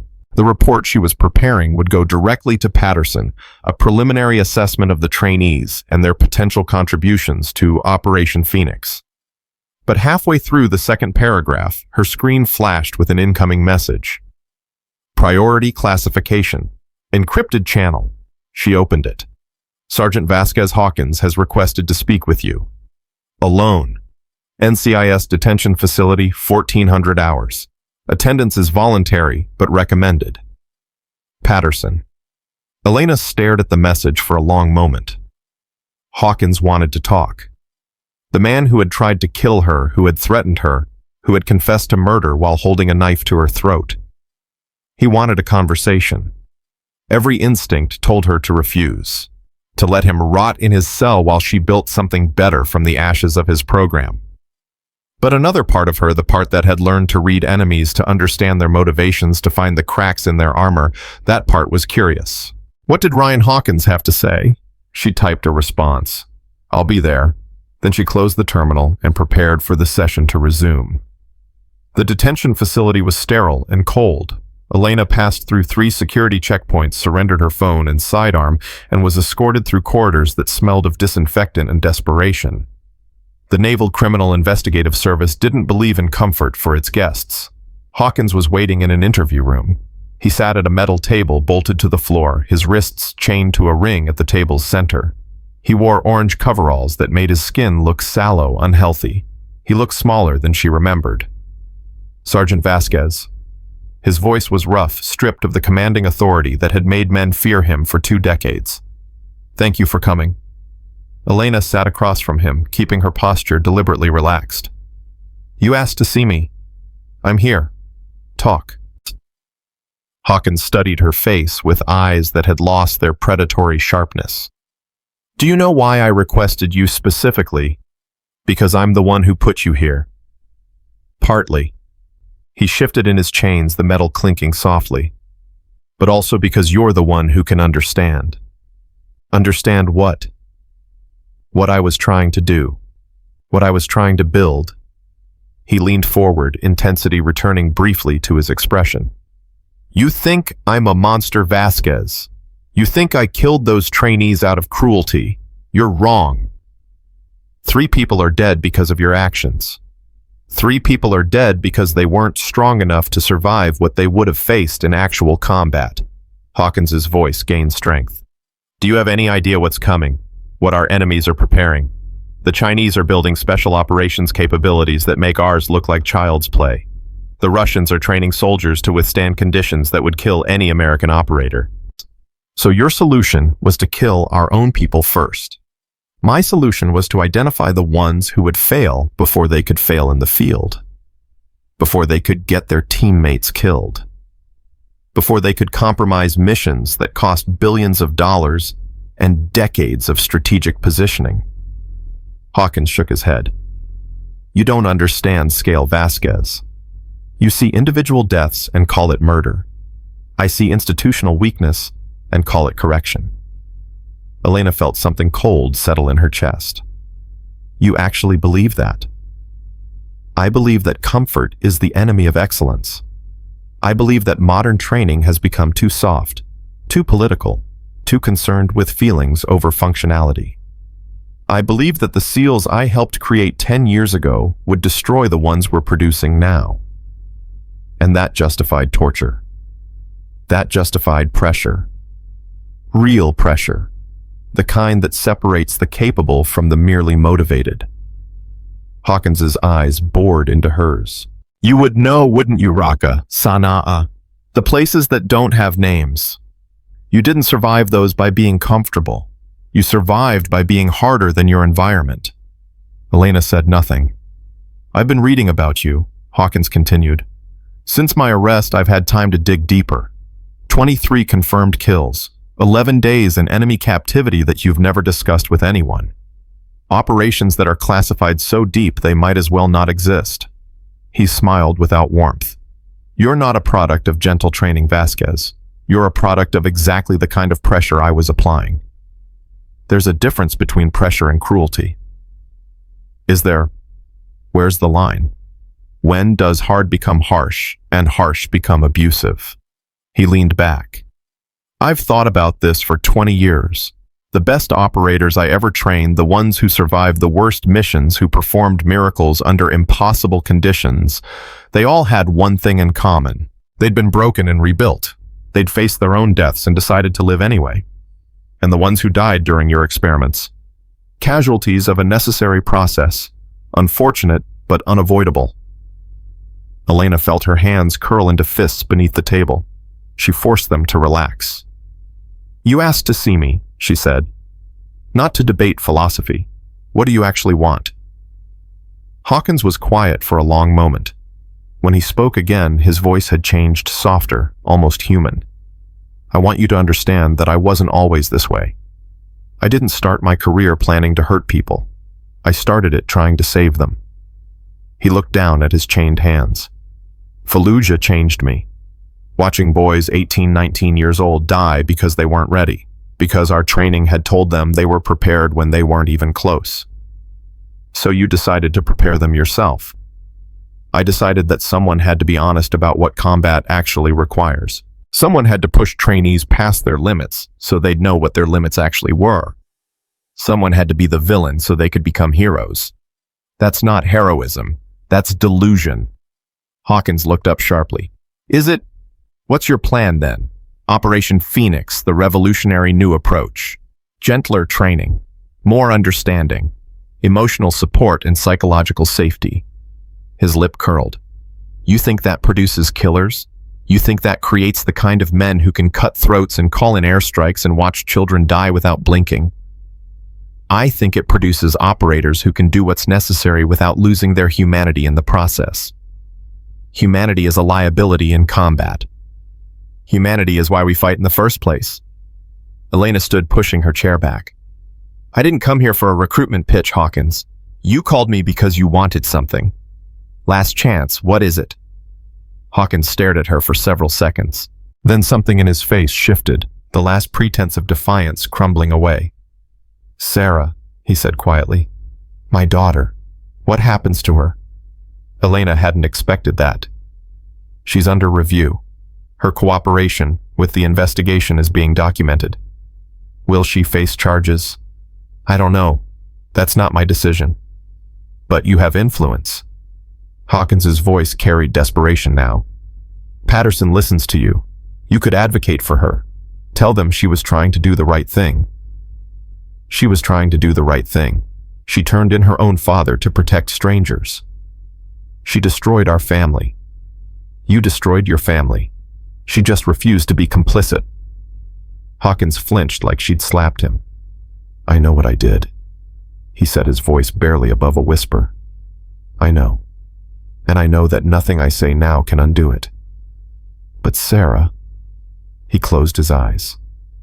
She's the only good thing I ever created.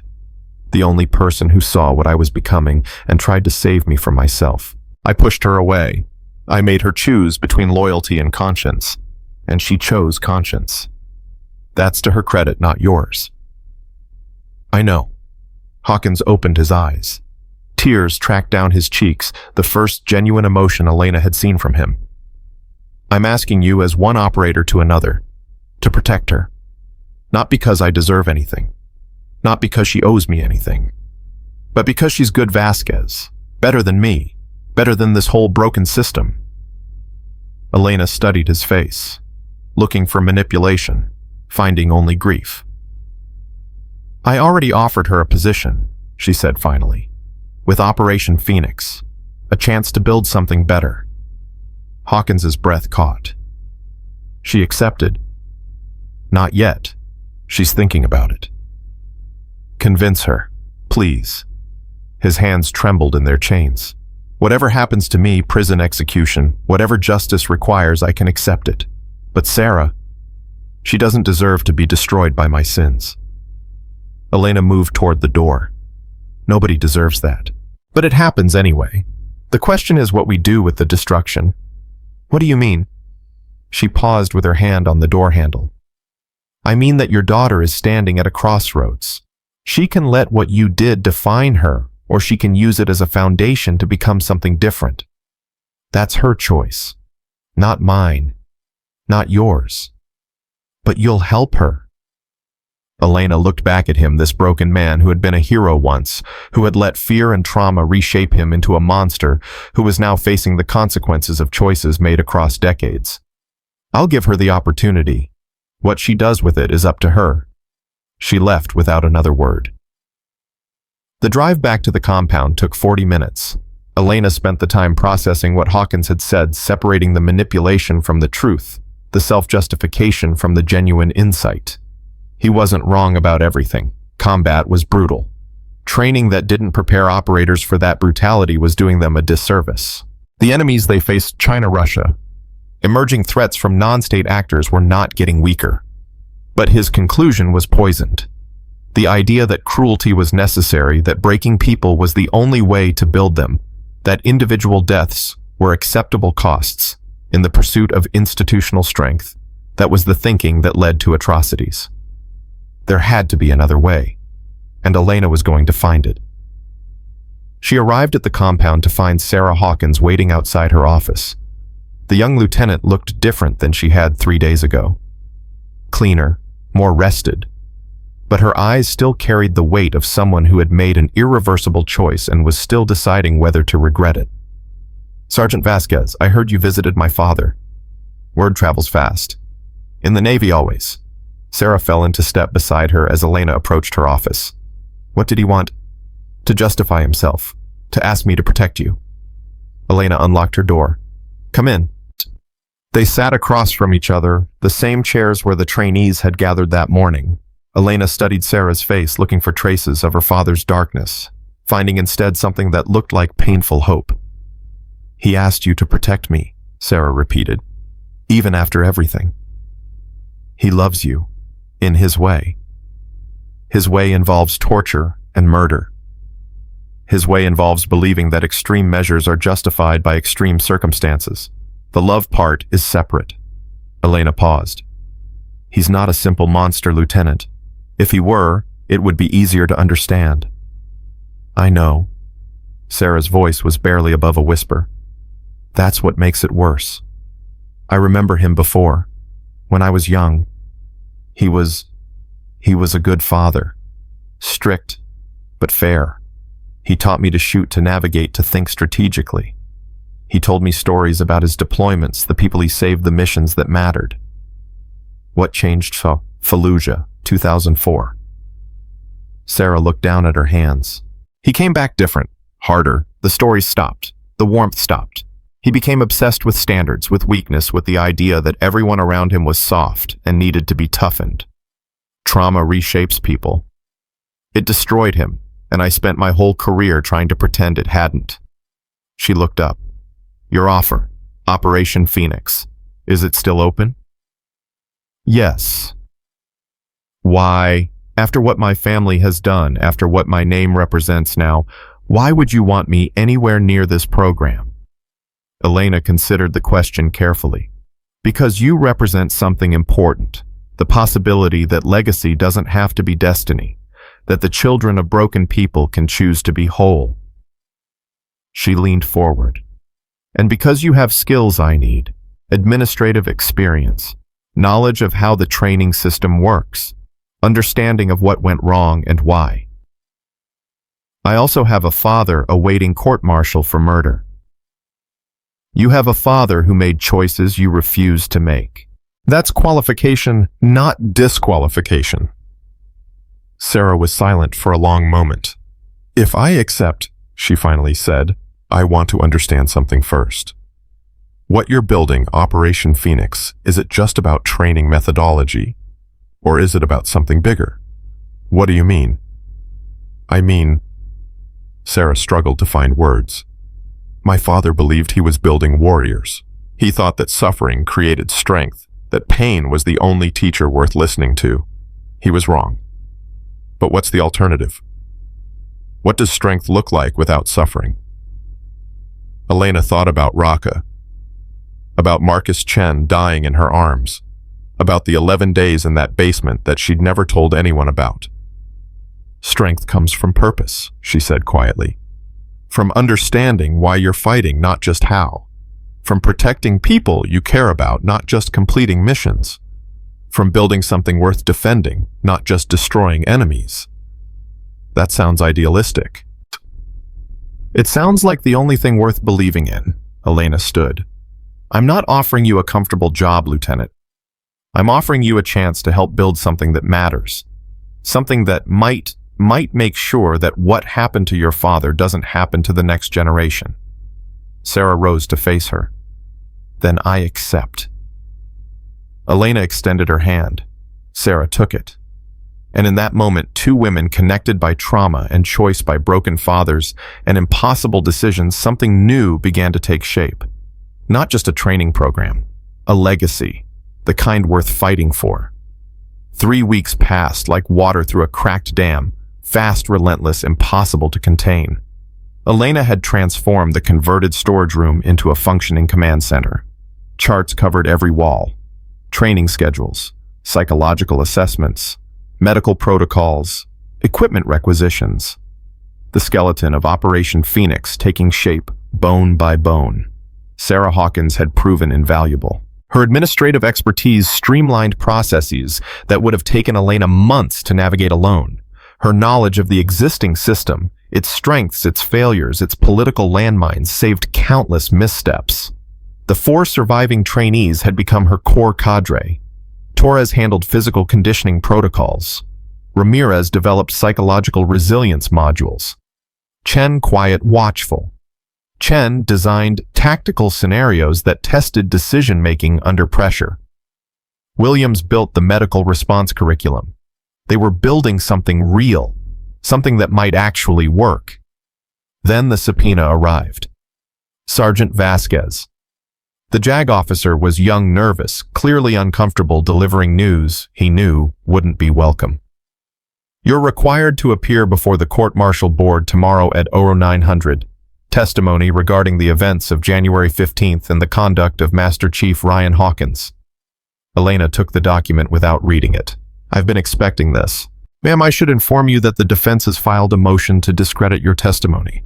They're arguing that your unorthodox methods during the investigation compromised the evidence chain. Unorthodox methods meaning I saved 4 trainees from being tortured to death. The JAG officer shifted uncomfortably. The defense is characterizing your actions as unauthorized vigilantism. They're suggesting that any evidence obtained subsequent to your escape from custody should be suppressed. Elena felt her jaw tighten. And the prosecution is confident, but... He hesitated. Ma'am, you should know that Master Chief Hawkins has retained Commander Victoria Sterling as his defense counsel. The name hit Elena like a punch to the solar plexus. Sterling? Yes, ma'am. She's formidable. Formidable was an understatement. Victoria Sterling had built her reputation on dismantling prosecutions that seemed airtight. She'd gotten 2 admirals acquitted of sexual assault charges. She'd reduced a murder conviction to involuntary manslaughter through sheer courtroom brilliance. She was by every measure the most dangerous defense attorney in the military justice system. "Thank you for the warning," Elena said. "Is there anything else?" "No, ma'am. Good luck tomorrow." He left. Elena stared at the subpoena for a long moment, then walked to the window and looked out at the compound where her trainees were running evening drills. Sterling. Of course Hawkins would hire Sterling. This was about to get very complicated. The courtroom was packed. Elena had expected attention. Hawkins's case had drawn significant media interest, even with most details classified, but the sheer density of bodies surprised her.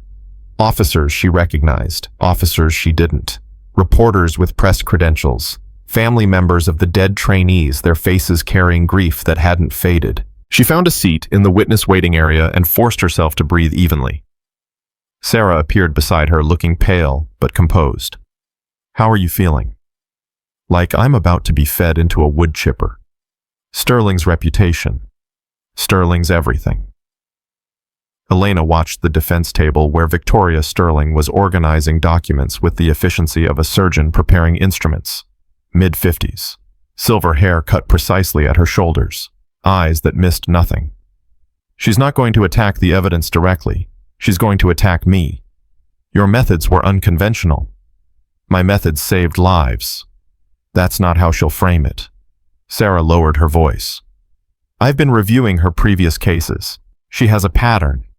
She finds the emotional core of the opposition's strongest witness and cracks it open in front of the jury. Makes them seem unstable, unreliable, driven by personal vendetta rather than truth." "I am driven by personal vendetta." "Then don't let her see it." The bailiff called the room to order.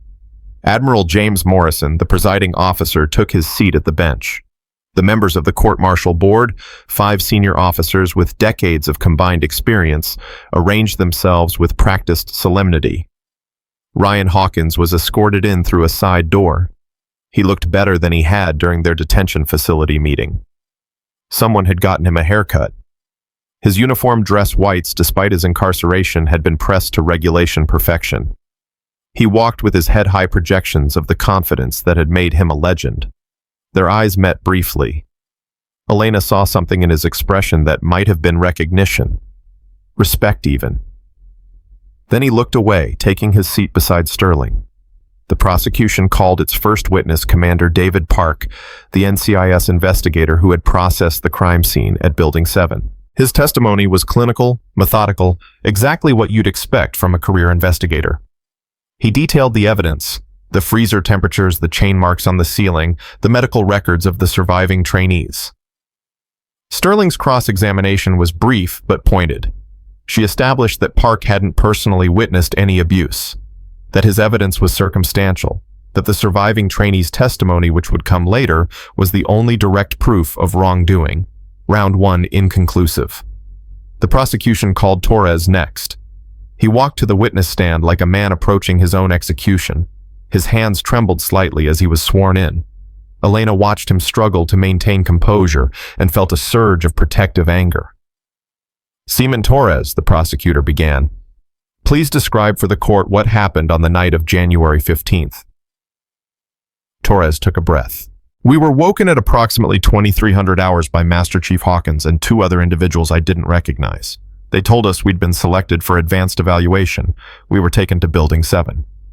"What happened at Building 7?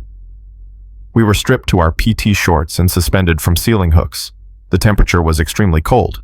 I later learned the refrigeration units were operating at full capacity. Master Chief Hawkins told us this was what real captivity felt like, that if we couldn't survive this, we couldn't survive enemy interrogation." "How long were you suspended?" "I don't know exactly. I lost consciousness at some point, but it felt like hours." "And during this time, did anyone provide medical assistance or monitoring?" "No. When I started showing signs of severe hypothermia, one of my fellow trainees asked for medical attention. Master Chief Hawkins said," Torres's voice caught. "He said if I died, it would prove I didn't have what it takes." A murmur rippled through the courtroom. Admiral Morrison gavelled for silence. Sterling rose for cross-examination, her expression pleasant, almost sympathetic. "Seaman Torres, I'm very sorry for what you experienced. Truly." She approached the witness stand slowly. I just have a few questions to clarify some details. You mentioned you lost consciousness during the exercise. Is that correct? Yes, ma'am. So your memory of events may be incomplete. I remember what happened before and after. The cold, the pain, the fear. Of course. But you can't be certain about everything that occurred while you were unconscious. For instance, you can't personally confirm whether anyone checked on your condition during that time. Torres hesitated. No, but thank you. Now you mentioned that Master Chief Hawkins said certain things about your potential death.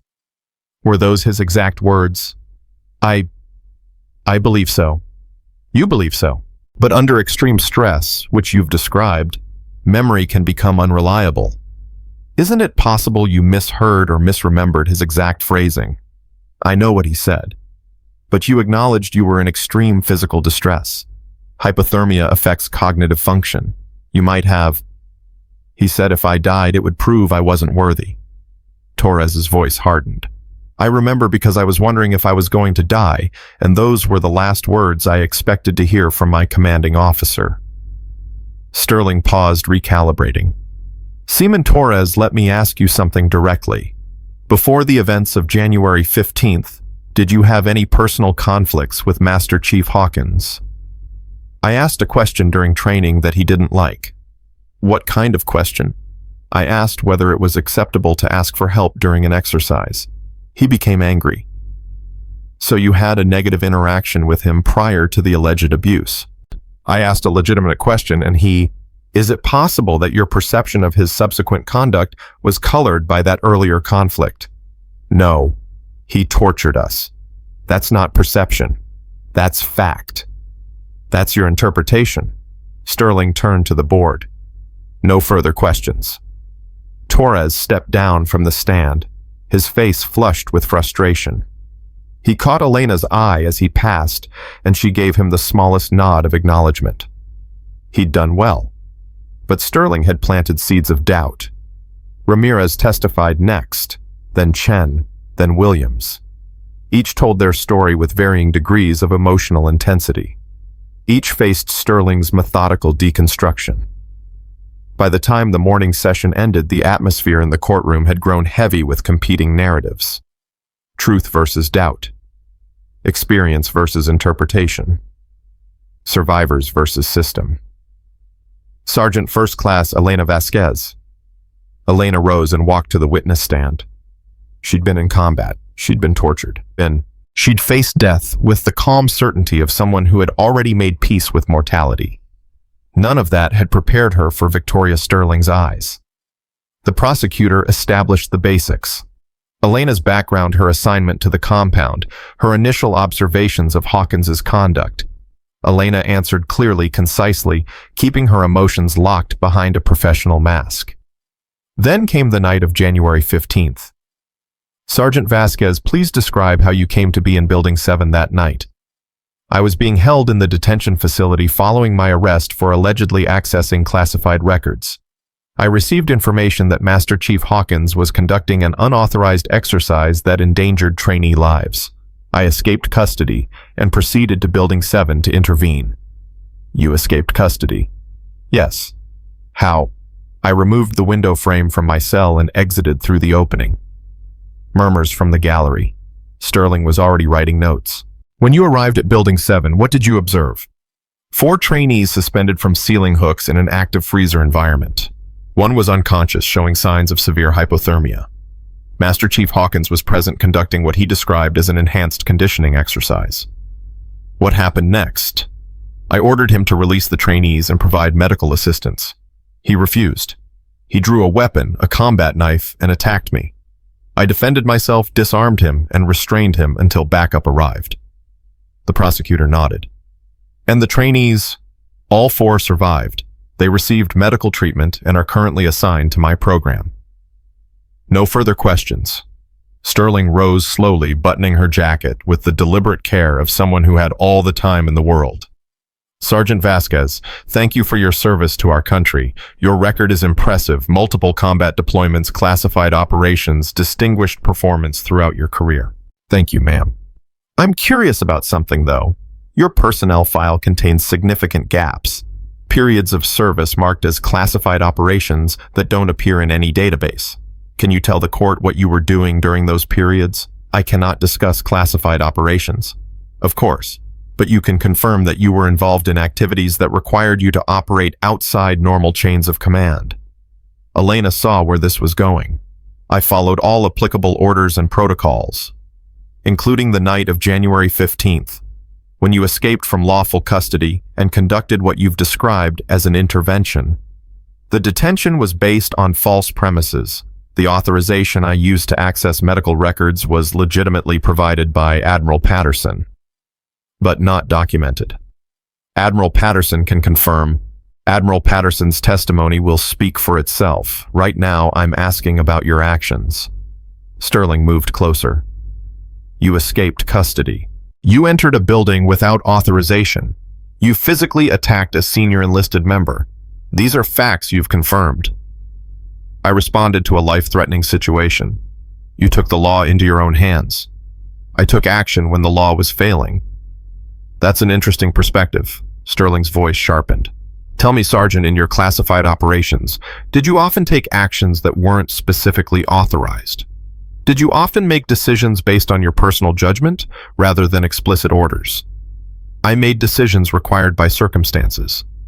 Decisions that sometimes involved killing people. The courtroom went silent. Elena felt her heartbeat accelerate. I engaged enemy combatants in accordance with rules of engagement. 23 confirmed kills. That's what your record shows, the unclassified portion anyway. 23 people whose lives you ended based on your personal judgment about threat assessment, based on training rules of engagement and operational necessity. But ultimately, you pulled the trigger. You made the choice. Sterling leaned forward.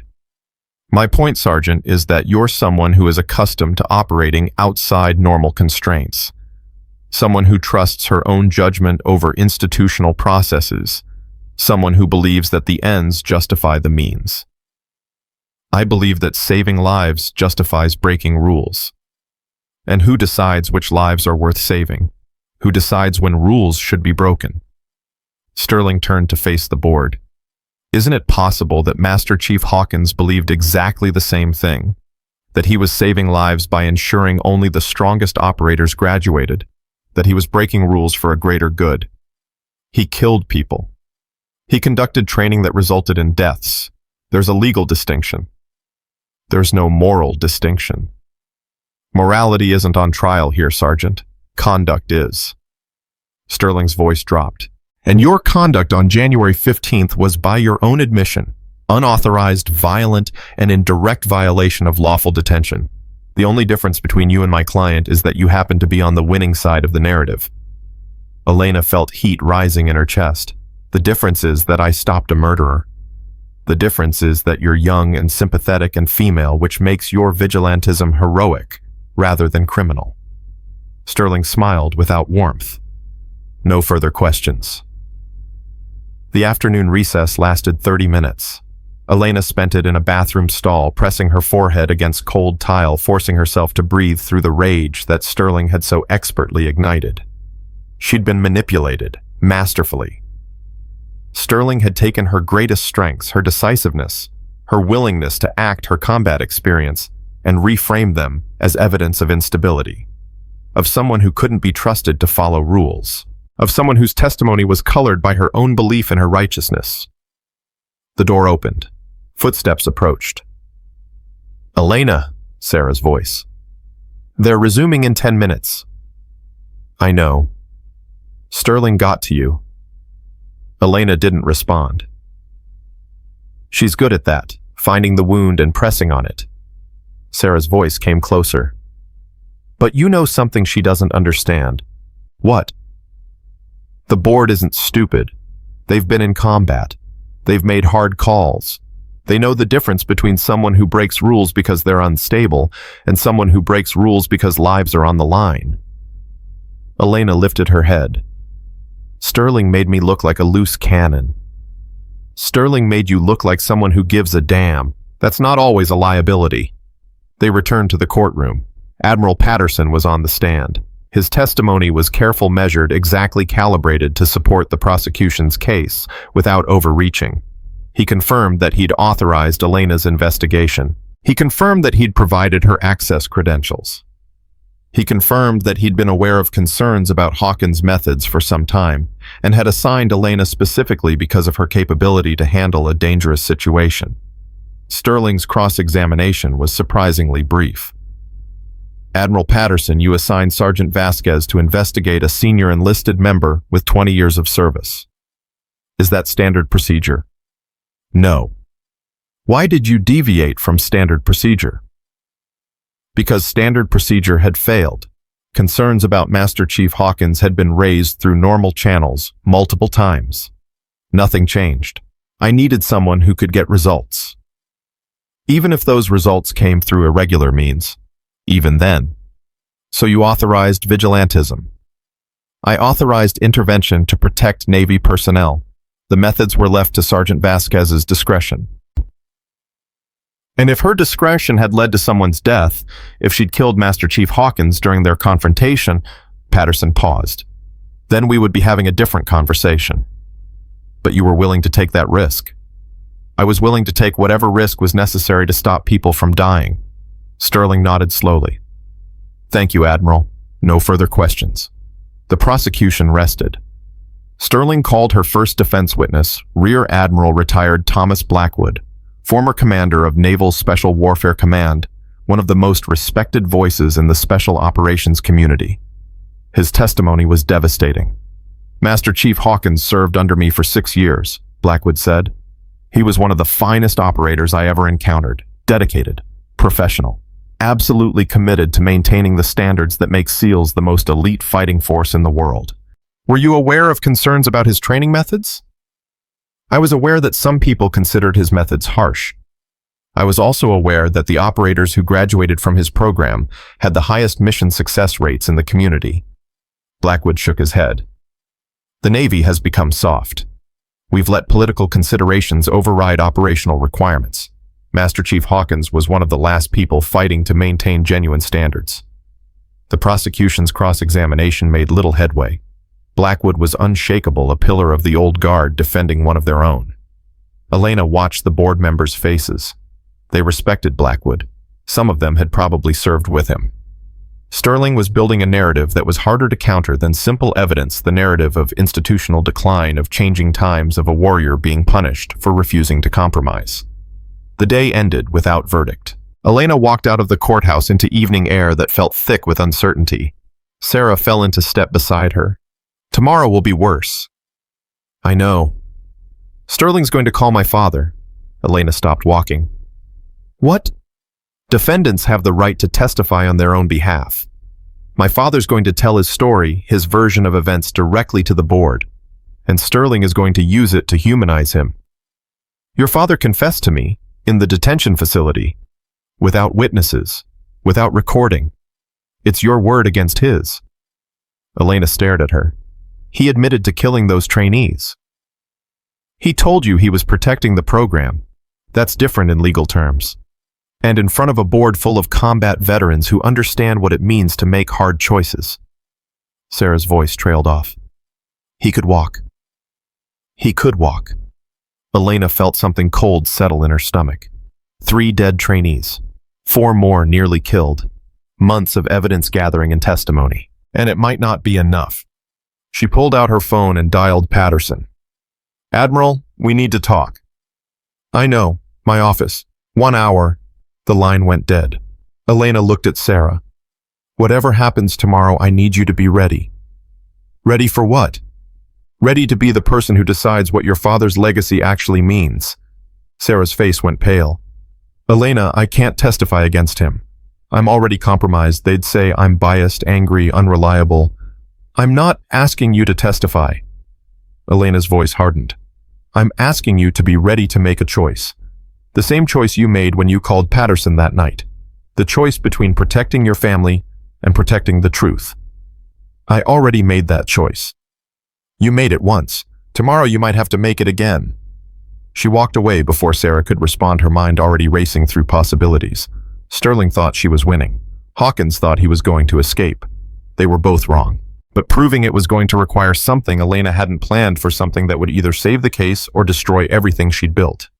She needed to find the original medical records, the ones Hawkins had modified, the ones that showed what really happened to David Kowalski, Marcus Webb, and Jennifer Okafor. Sarah had copied the modified versions, but somewhere in some database or backup archive, the originals still existed. They had to, and Elena had exactly 12 hours to find them. She started walking faster. The night wasn't over yet. Part 5. The Reckoning. The clock on Patterson's wall read 21:47 when Elena finished explaining her plan. The Admiral sat motionless behind his desk, his face unreadable in the dim light of his office. Sarah stood by the window, arms crossed, her expression caught between hope and terror. "You want to hack into the Navy's backup archive system," Patterson said slowly, "tonight, to find medical records that may or may not exist. The originals are there. Hawkins modified the active files, but backup protocols create automatic copies every 72 hours. The originals from 18 months ago should still be in cold storage. Should be. Will be.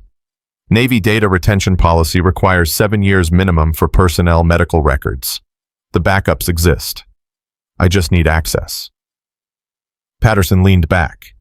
Access that would require clearances neither of us possess. Access that, if discovered, would end both our careers and probably result in federal charges. Access that would prove Hawkins murdered 3 trainees. We already have testimony. Testimony that Sterling is shredding. She's turned this into a referendum on institutional change versus tradition. The board is wavering. I saw their faces today. They want to believe Hawkins was justified because believing otherwise means the system they've dedicated their lives to is fundamentally broken. Sarah stepped forward. "She's right, Admiral. My father's testimony tomorrow will be compelling. He knows how to play to that audience. He'll talk about standards and sacrifice and the burden of command. He'll make them feel like convicting him is convicting themselves." Patterson was silent for a long moment. "The backup archives are housed at the Naval Information Warfare Center in San Diego," he finally said. "Physical access is restricted. Digital access requires authentication protocols that change every 6 hours. I know someone who can help with that." "Who?" Elena hesitated. "Someone from my past. Someone who owes me." "That's not an answer." "It's the only answer I can give you, sir. Plausible deniability." Patterson stood and walked to his window. He stared out at the darkness for what felt like minutes. "If you do this," he said quietly, "and you get caught, I can't protect you. I won't even be able to acknowledge I knew about it." "I understand." "And if you succeed, if you find these records, how do you plan to introduce them as evidence without explaining how you obtained them?" "I'm working on that." Patterson turned to face her. "You're asking me to sanction an illegal operation based on incomplete planning and desperate hope. I'm asking you to let me do what you brought me here to do. Find the truth, whatever it takes." The silence stretched between them. Then Patterson opened his desk drawer and removed a small device, a military-grade encrypted communicator. "This connects directly to my personal line. Secure, untraceable. If something goes wrong, you call me." He handed it to her. "And Elena, don't get caught." She took the device. "Thank you, sir." "Don't thank me. If this works, we'll both pretend this conversation never happened. If it doesn't..." He shook his head. "Just make it work." Elena was already moving toward the door. The flight to San Diego took 4 hours. Elena spent the time reviewing everything she knew about the Naval Information Warfare Center, its security protocols, its personnel, its physical layout. Most of that information was classified, but she'd accumulated contacts during her years of black operations. People who knew things. People who owed favors. One of those people was waiting for her when she landed. Marcus Chen's younger brother David. He looked nothing like Marcus, shorter, softer, the build of someone who fought wars with keyboards rather than rifles. But his eyes carried the same sharp intelligence, the same quiet intensity. "Elena," he embraced her briefly. "When you called, I thought something had happened to you." Something did happen. Just not to me. She pulled back. I need your help. Anything. I need access to the NIWC backup archives. Tonight. David's expression didn't change, but something shifted behind his eyes. That's not a small ask. I know. If I get caught helping you, you won't get caught. I won't let that happen. You can't guarantee that. No, but I can guarantee that if you don't help me, a murderer walks free tomorrow. 3 people, David Kowalski, Marcus Webb, Jennifer Okafor, they died because someone in power decided their lives were acceptable losses. I can prove it. But I need those records. David was quiet for a long moment. Marcus talked about you, he finally said, in his letters, before he died. He said you were the best operator he'd ever worked with, fearless, relentless, someone who would burn down the world to protect her people. Marcus was generous. Marcus was accurate. David reached into his jacket and produced a small USB drive. I started working on this the moment you called. Access codes for the backup system. They're only valid for the next 3 hours. After that, the rotation cycle will lock everything down. Elena stared at the drive. You already knew what I was going to ask. I knew you wouldn't call unless it was serious. And I knew that whatever you needed, it would be worth the risk. He pressed the drive into her hand. Go. Find what you're looking for. Make them pay for what they did. David.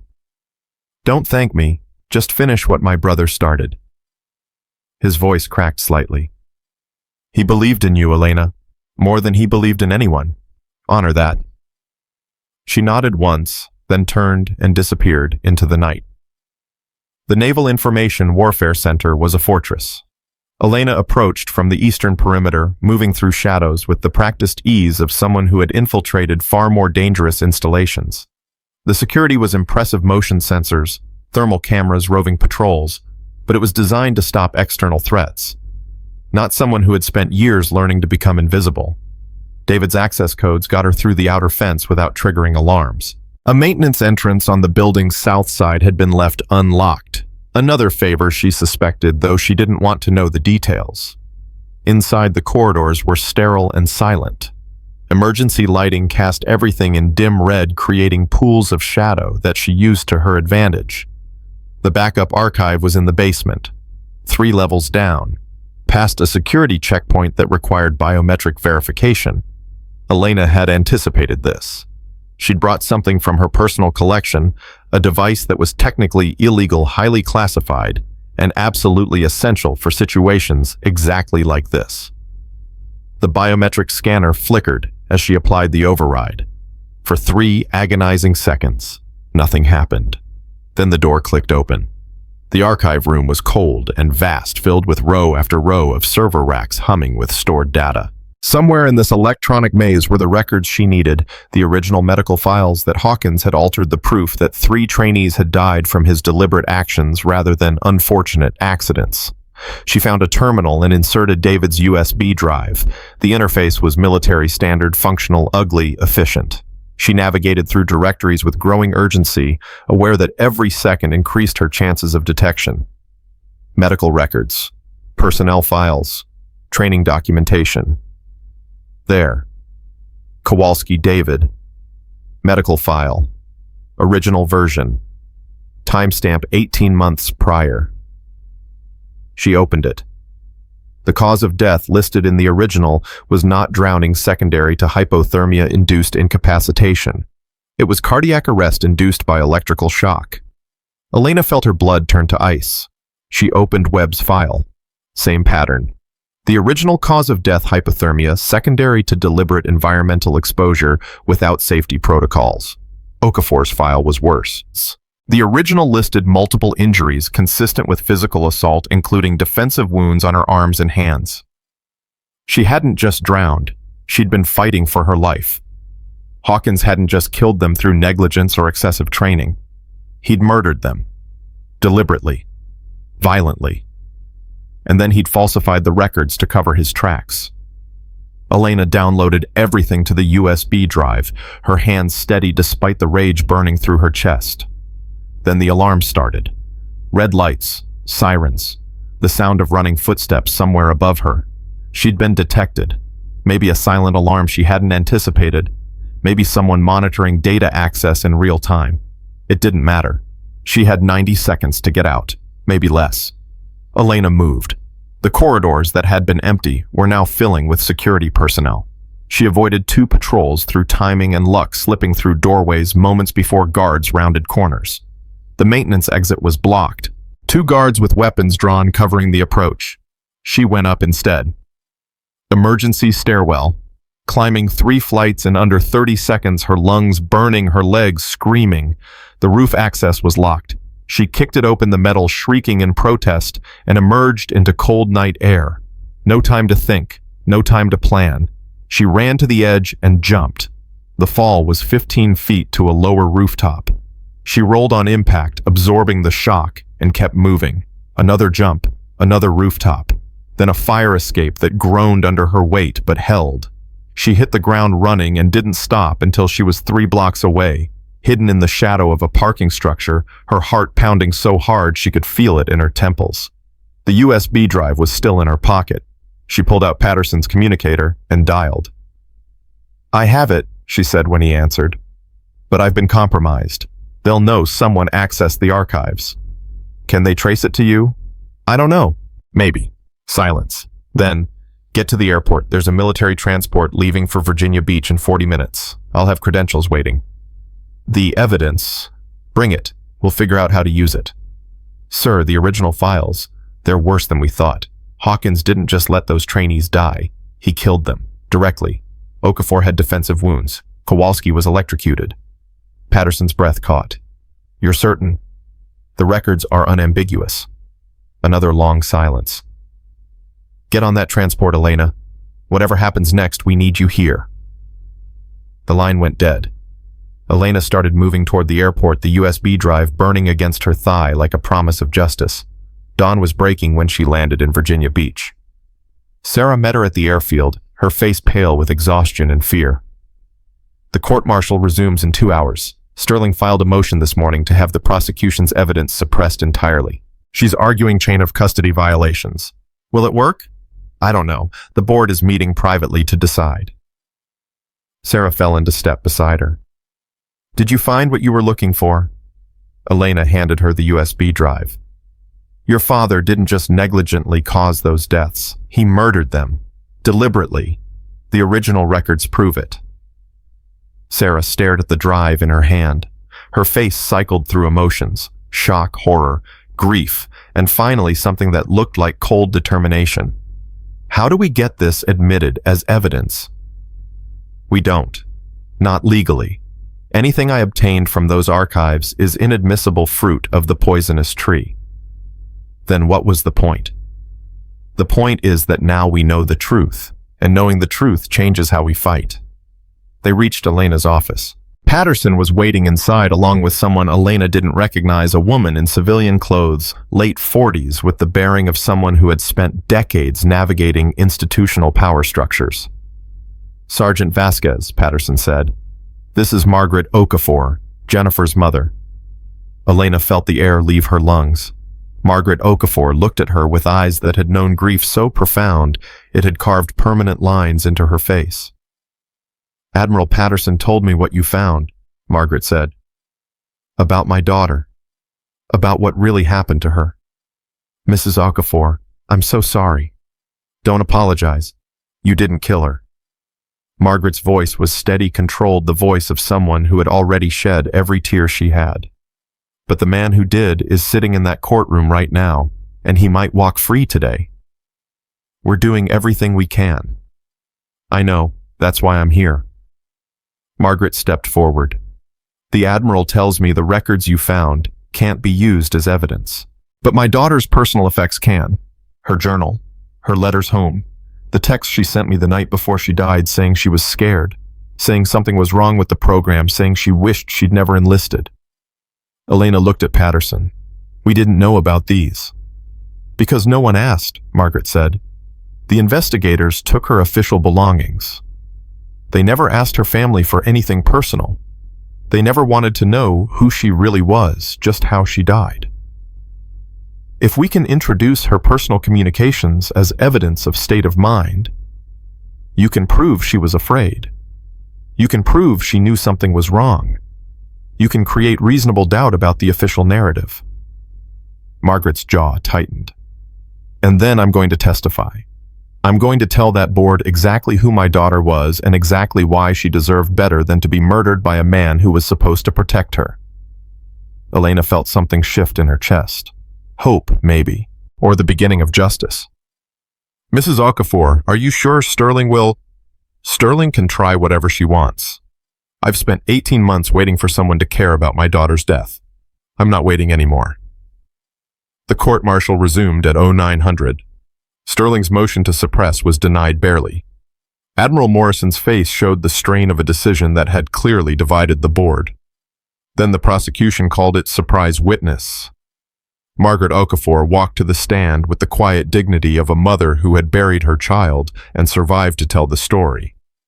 She was sworn in with a voice that didn't waver. Mrs. Okafor, the prosecutor began, please tell the court about your daughter Jennifer. Jennifer was the strongest person I ever knew. She graduated top of her class in high school. She had a full scholarship to Georgetown, but she chose to enlist because she believed in service. She believed in protecting people who couldn't protect themselves. And how did she come to be assigned to Master Chief Hawkins' training program? She volunteered. She wanted to be a SEAL, one of the first women to complete the program. She knew it would be hard. She trained for years. She was ready. Did she express any concerns about the training? In the beginning, no. She was excited, challenged. But about 2 weeks before she died, Margaret's voice caught for just a moment. She called me, late at night. She said something was wrong with the program. She said the commanding instructor, she didn't name him, but I know now it was Hawkins, was doing things that weren't normal, that weren't safe. What kind of things? She didn't give specifics. She just said she was scared, that other trainees had been hurt, that she was thinking about reporting it but didn't know who to trust. Margaret looked directly at Hawkins for the first time. The next day she was dead. The courtroom was absolutely silent. Mrs. Okafor, I'm going to show you some text messages from your daughter's phone. Can you confirm these are genuine? Margaret confirmed each message. The content was devastating, Jennifer's fear escalating over days, her descriptions of exercises that sounded like torture, her growing conviction that something terrible was going to happen. The final message, sent 6 hours before her death. Mom, if anything happens to me, don't believe the official story. Something is very wrong here. Sterling's cross-examination was careful, almost gentle. Even she knew better than to attack a grieving mother too aggressively. Mrs. Okafor, I'm deeply sorry for your loss. I just have one question. In these messages, your daughter never specifically names Master Chief Hawkins, does she? No. So we can't be certain she was referring to him. Margaret's eyes hardened. Commander Sterling, my daughter was afraid for her life. She died under mysterious circumstances in a program run by that man. You can play semantic games if you want, but we both know the truth. No further questions. Margaret stepped down. As she passed Elena, she squeezed her hand briefly. Finish it, she whispered. Sterling called Ryan Hawkins to the stand. He walked to the witness chair with the confidence of a man who still believed he would win. His uniform was immaculate. His bearing was military perfection. He looked like exactly what he claimed to be, a warrior being persecuted for doing his job. Master Chief Hawkins, Sterling began, you've heard the testimony against you. You've been accused of murder, torture, abuse of authority. How do you respond? I respond by saying that everything I did for the good of the Navy and the safety of our operators.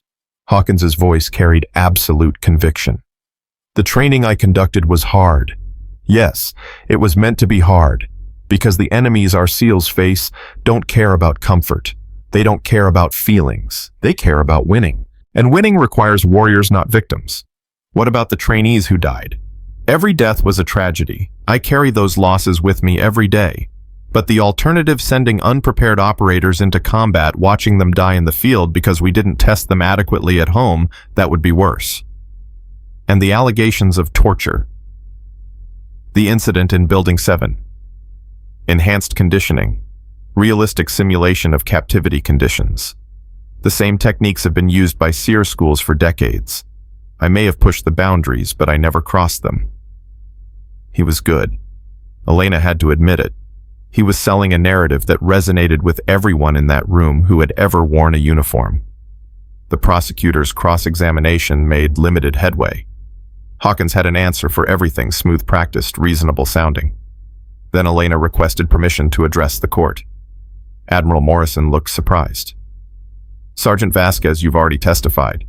"Sir, I have new information that directly contradicts the defendant's testimony, information that wasn't available during my previous appearance." Sterling was on her feet immediately. "Objection.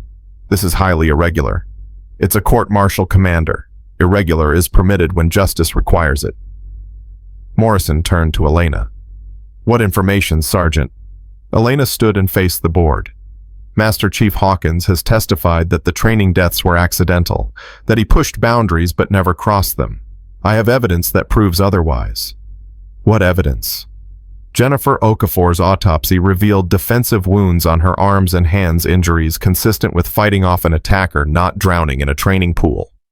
David Kowalski's original medical records list cardiac arrest from electrical shock, not hypothermia. Marcus Webb's records indicate he was physically restrained during his death." The courtroom erupted. Morrison gavelled for order. "How do you know this, Sergeant?" Elena took a breath. "Because I obtained the original medical records, the ones Master Chief Hawkins modified to conceal his crimes." "How did you obtain them?" "I accessed the Navy's backup archive system without authorization." Dead silence.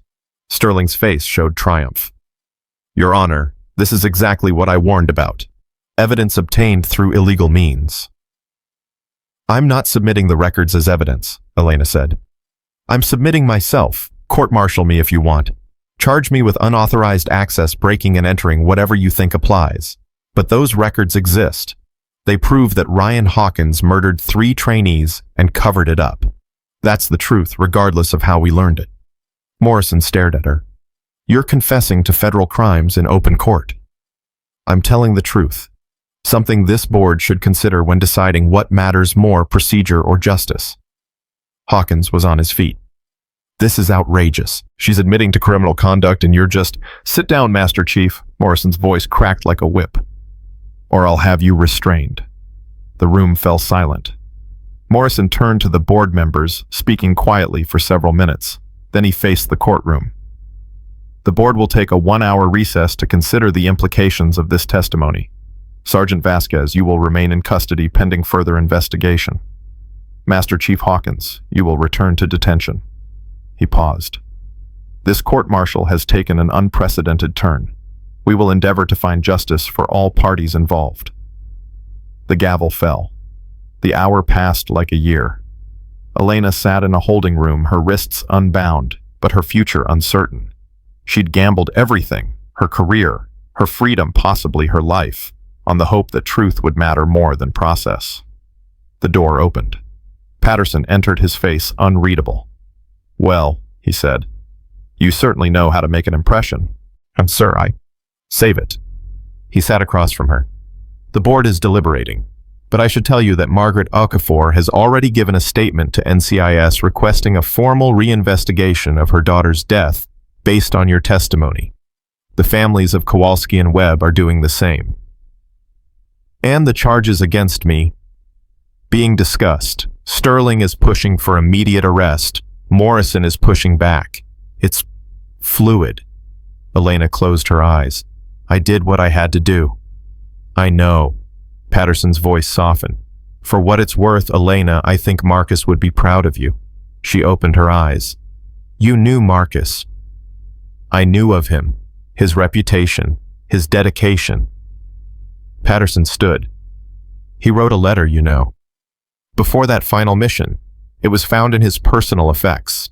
He addressed it to whoever comes after me. What did it say? It said that the best operators aren't the ones who follow orders blindly.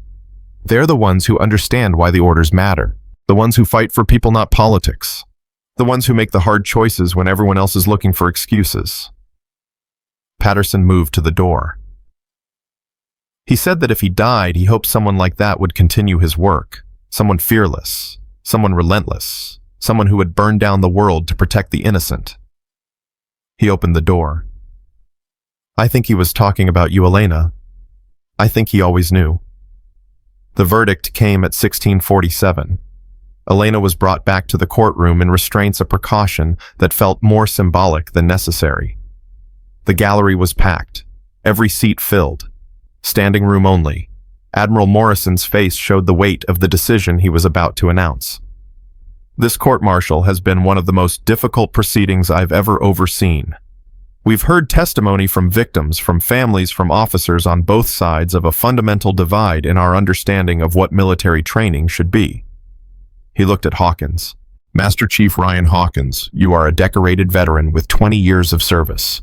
You have trained thousands of operators who have gone on to serve with distinction. Your contributions to naval special warfare are undeniable. Sterling leaned forward slightly, hope flickering in her eyes. However, Morrison's voice hardened.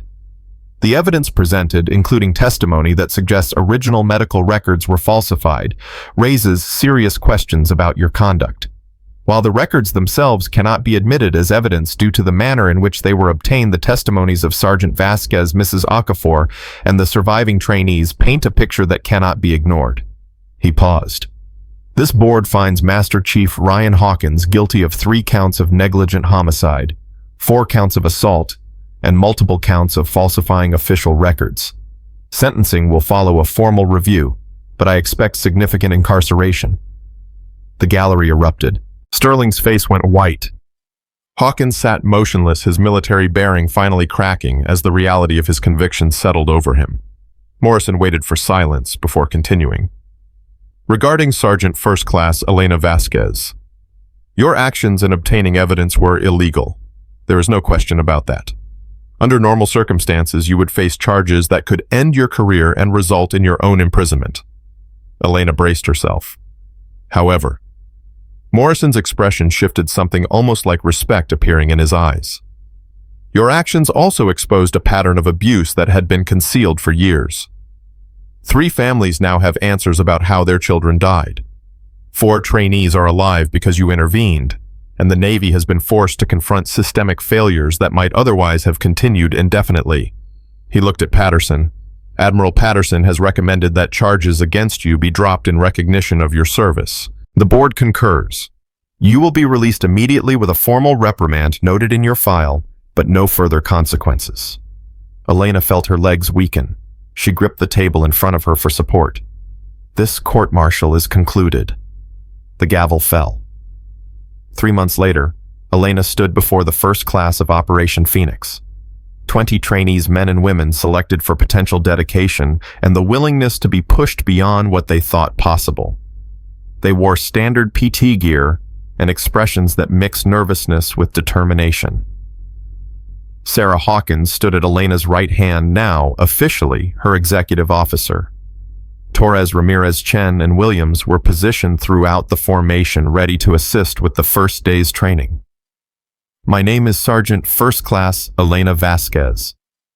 She began, her voice carrying across the training ground. I'm not going to tell you war stories. I'm not going to pretend my experience makes me special. What makes anyone special in this organization is what you do when everything goes wrong. She paused, letting the words settle. I had a mentor, Lieutenant Commander Marcus Chen. He died in Syria in 2020. The last thing he told me was to make it count. I spent years trying to understand what that meant. Now I know. She touched the scar on her temple, the permanent reminder of what she'd survived and who she'd lost. It means teaching you everything I know. It means preparing you for the worst days of your lives so you have one more technique than you think you need. It means building a program that produces operators who can do what's necessary without losing their humanity in the process. She looked at each face in turn. Some of you will fail. Some of you will quit. That's okay. This program isn't about breaking you, it's about finding out what you're made of and building on it. The ones who graduate will be the best operators in the world, not because we tortured the weakness out of you, but because we taught you how to turn your weaknesses into strengths. She straightened to full attention. Operation Phoenix, named for a bird that rises from its own ashes. That's what we're doing here. rising from the ashes of a system that failed, building something better, something worthy of the people who came before us. Her voice hardened. We start now, and we don't stop until every single one of you is ready to bring everyone home. She turned and began walking toward the training course. Behind her, 20 trainees fell into formation and followed. The sun was rising over Virginia Beach, painting the sky in shades of gold and crimson. Elena thought about Marcus, about the 3 trainees whose deaths had finally found justice, about Hawkins sitting in a military prison forced to confront the consequences of choices made across decades, about Sarah who had destroyed her family to do what was right and emerged stronger for it. She thought about her father watching the news every morning, finally able to believe that his daughter was safe. She thought about all the operators who would pass through this program, the lives they would save, the missions they would complete, the families who would welcome them home instead of burying them. This was what making it count looked like. Not glory, not recognition, not personal triumph, just the quiet, relentless work of building something that would outlast her. Something that would protect people she would never meet. Something that would prove once and for all that excellence didn't require cruelty. Elena Vasquez had walked into darkness and emerged with the truth. Now she would spend the rest of her career making sure that truth meant something. The trainees were waiting. The work was beginning. The legacy was being written. And for the first time in years, Elena wasn't just surviving. She was building. One operator at a time. One life at a time. One day at a time. Until the mission was complete.